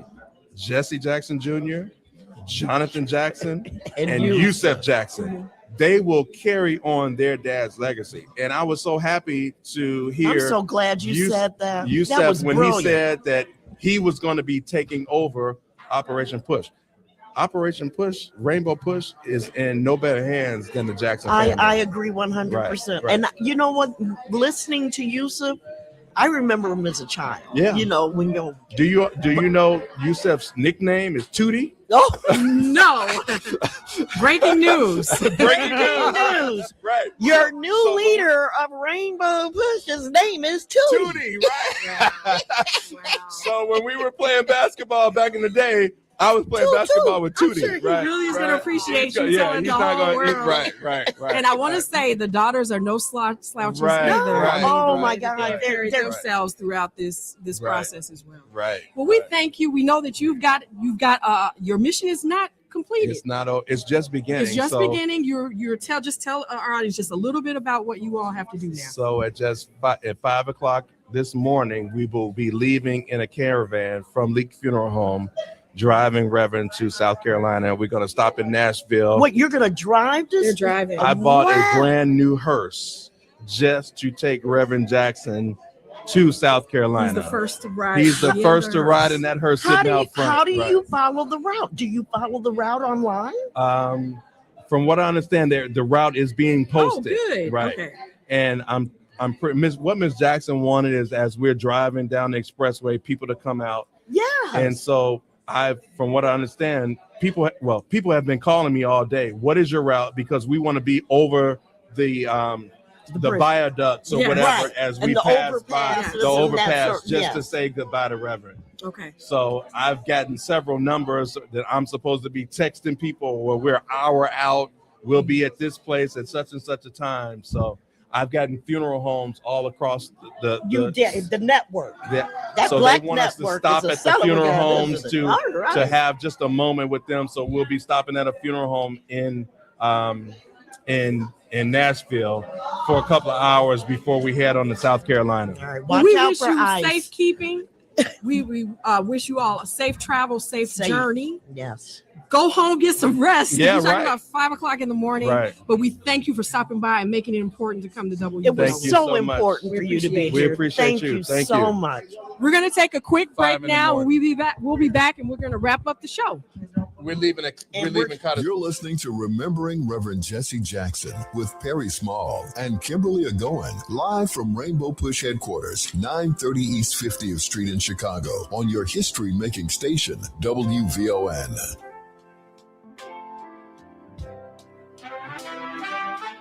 Hey, baby! I'm your Magnolia Blues man, Sir Henry Cheatham, inviting you to join us Mr. Big Stuff, tell me. on WVON 1690 for some real American music and culture. Here on Classic Blues and R&B. Check us out Saturday, 11 p.m. until 2 a.m. on WVON and Classic Blues and R&B. Catch Reverend Al Sharpton online at WVON.com or on the WVON app. Just click the Al Sharpton banner. Tune in every day at 12 noon for your daily dose. And if you miss it, catch the overnight replay from midnight to 3 a.m. We're keeping it real with Al Sharpton on WVON 1690. Tell everybody, Reverend Al told you personally, keep it real. Keep it real. Whatever you do, keep it real. Have you checked out WVON's digital streaming network, Bond TV? It's everywhere on Roku, Apple TV Plus, Amazon Fire, on the WVON app, and at VON.TV. Bond TV, it's cultural content on purpose. Greetings, WVON family. It's your brother and friend, Bomani Obadelli. And your boy, Malcolm Weems. Join us on Sunday evenings for a new exciting show. The Streets Are Talking. We're going to bring you politics, finance, and all the things that matter to you. It's all about the community. And the money. Sunday nights on WVON won't be the same. It's going to be live. Check us out. Every Sunday evening at 6 p.m., The Streets Are Talking. This report is brought to you by AutoZone. Get in the zone. It's time to say goodnight to that check engine light. with the free AutoZone Fix Finder service. It'll help troubleshoot the likely cause of your light for free, so you can drive with peace of mind. Restrictions apply. Get in the zone. AutoZone. WVON traffic and weather now. Good Friday afternoon, Chicago. I'm Logan Page, and here is your traffic update. Dan Ryan downtown on 95th. Stop and go traffic 33 minutes. I-57 Ryan to I-80. Slow go 19 minutes. Bishop Ford Ryan to I-80. 94 no delays. 12 minutes. Stevenson due Sub Lakeshore Drive to the Tri-State. Bumper to bumper traffic 45 minutes. Eisenhower Wolf to Post Office. Stop and go traffic 45 minutes. Kennedy downtown to O'Hare. Stop and go traffic 46 minutes. And Eden's Montrose Slay Cook Smooth Sailing 15 minutes. Your weather for today, Chicago. Breezy, warm, high of 61 and a low of 31. Tomorrow night, snow showers at 35 and a low of 24. It's currently 63 degrees and partly cloudy. I'm Logan Page, and that's your traffic and weather update on WVON 1690. Black History Matters. We're WVON proud. And now back to Remembering Reverend Jesse Jackson with Perry Small and Kimberly Egonwman, live from Rainbow Push headquarters, 930 East 50th Street in Chicago, on your history-making station, WVON.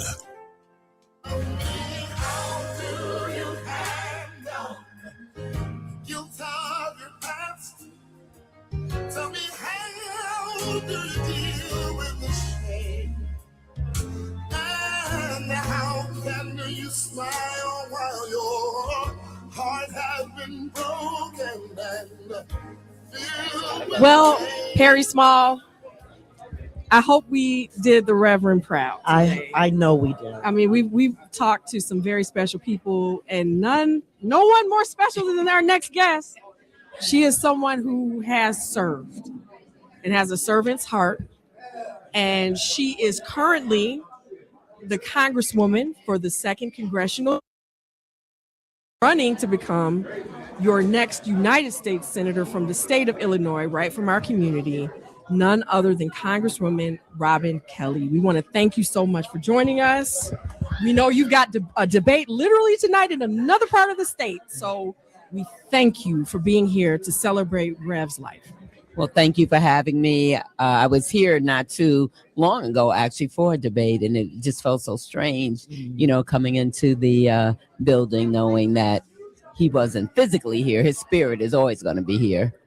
When was the first time that you knew anything about Reverend Jackson? Oh, or was it always? Oh, no, a long time ago, from when he ran for president.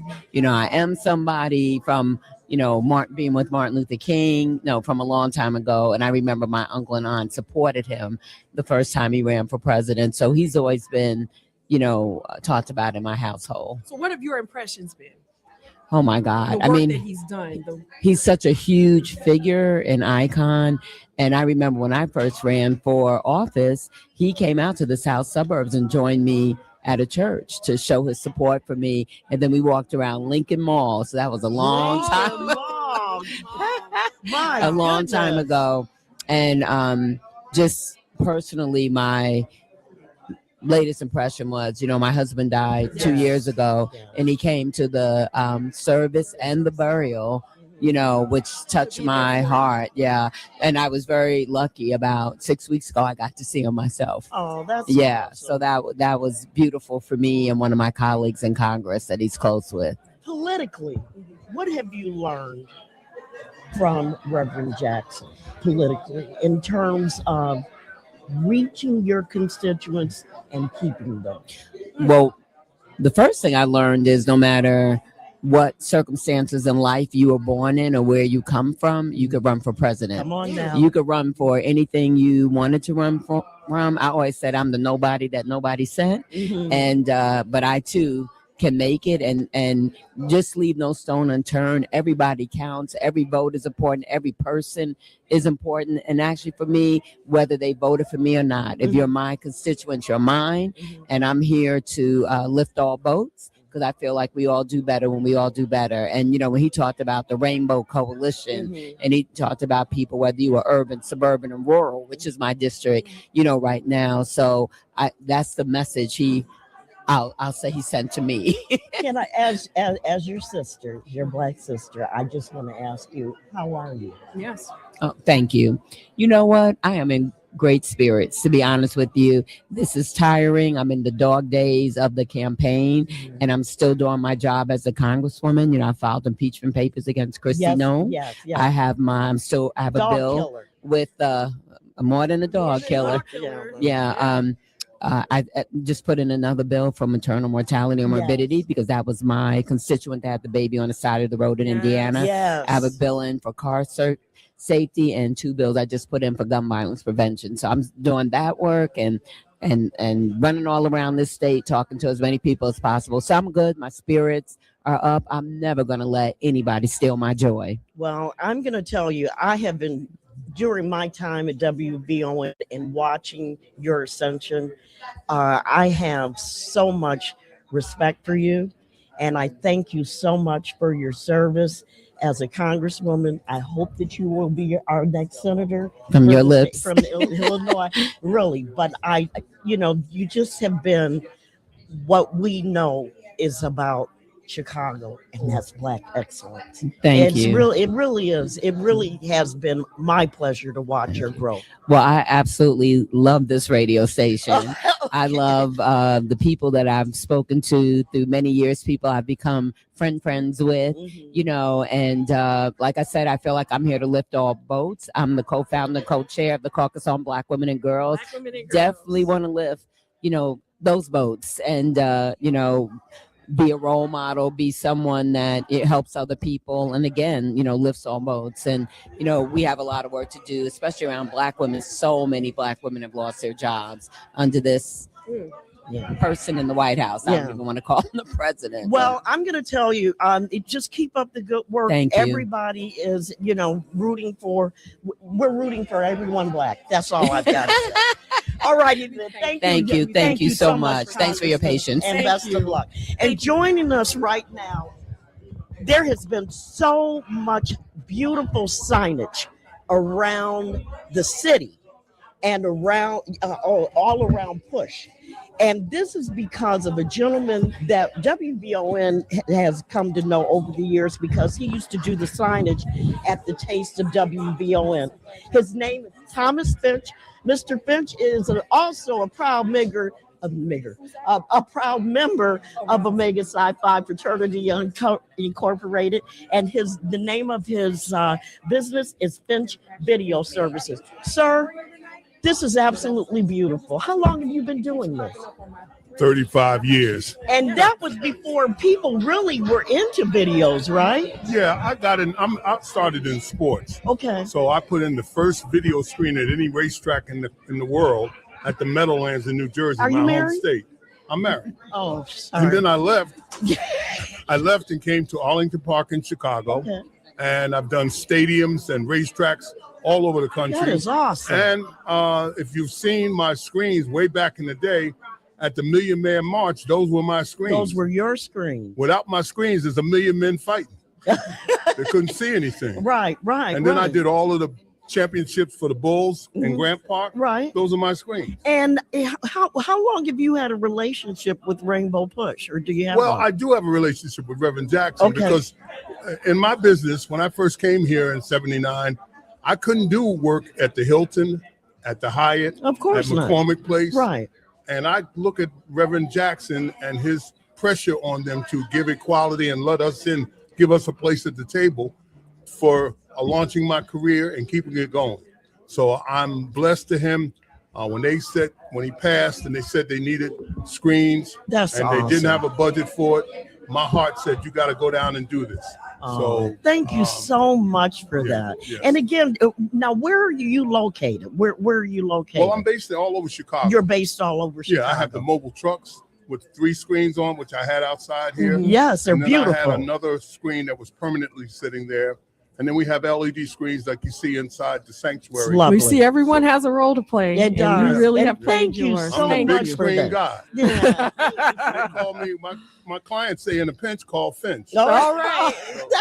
That's kind of good. Sir, we thank you. And Perry, We thank you. Oh, I thank you. This has been wonderful. It has and been we have awesome. celebrated And our can Rev can in we grand thank style. one person? I know who. Melody's Vancouver. Thank Thank you you, so much for Melody. giving us an opportunity to do this and to speak with our audience. And you're going to be doing a podcast. The Let Me Clear My Throat podcast. You can get it on everything, Apple, etc., where I'll be talking with the candidates, asking them why should Black people even want to vote for any of them? Because we're not hearing that, Perry. You got a podcast too. I will be starting one and very soon. I start taping next week, and it's called The Truth Never Retires. The Truth Never Retires. I love it. Well, on behalf of WVON, Annette Flournoy, Titus Williams, Perry Small, I'm Kimberly Egonwman, just saying thank you all My so much. driver, Bruce. And the driver, Bruce. She needs the driver too. Bruce Shackelford. He's a great driver. We don't want her on the road. We thank you all so No, you don't want much me for on being the road. with us, and make sure you stay tuned to listen to all of the celebrations for Reverend Jesse Lewis Jackson Sr. And We'll I talk to miss soon. you guys. I do. I She really does. miss you.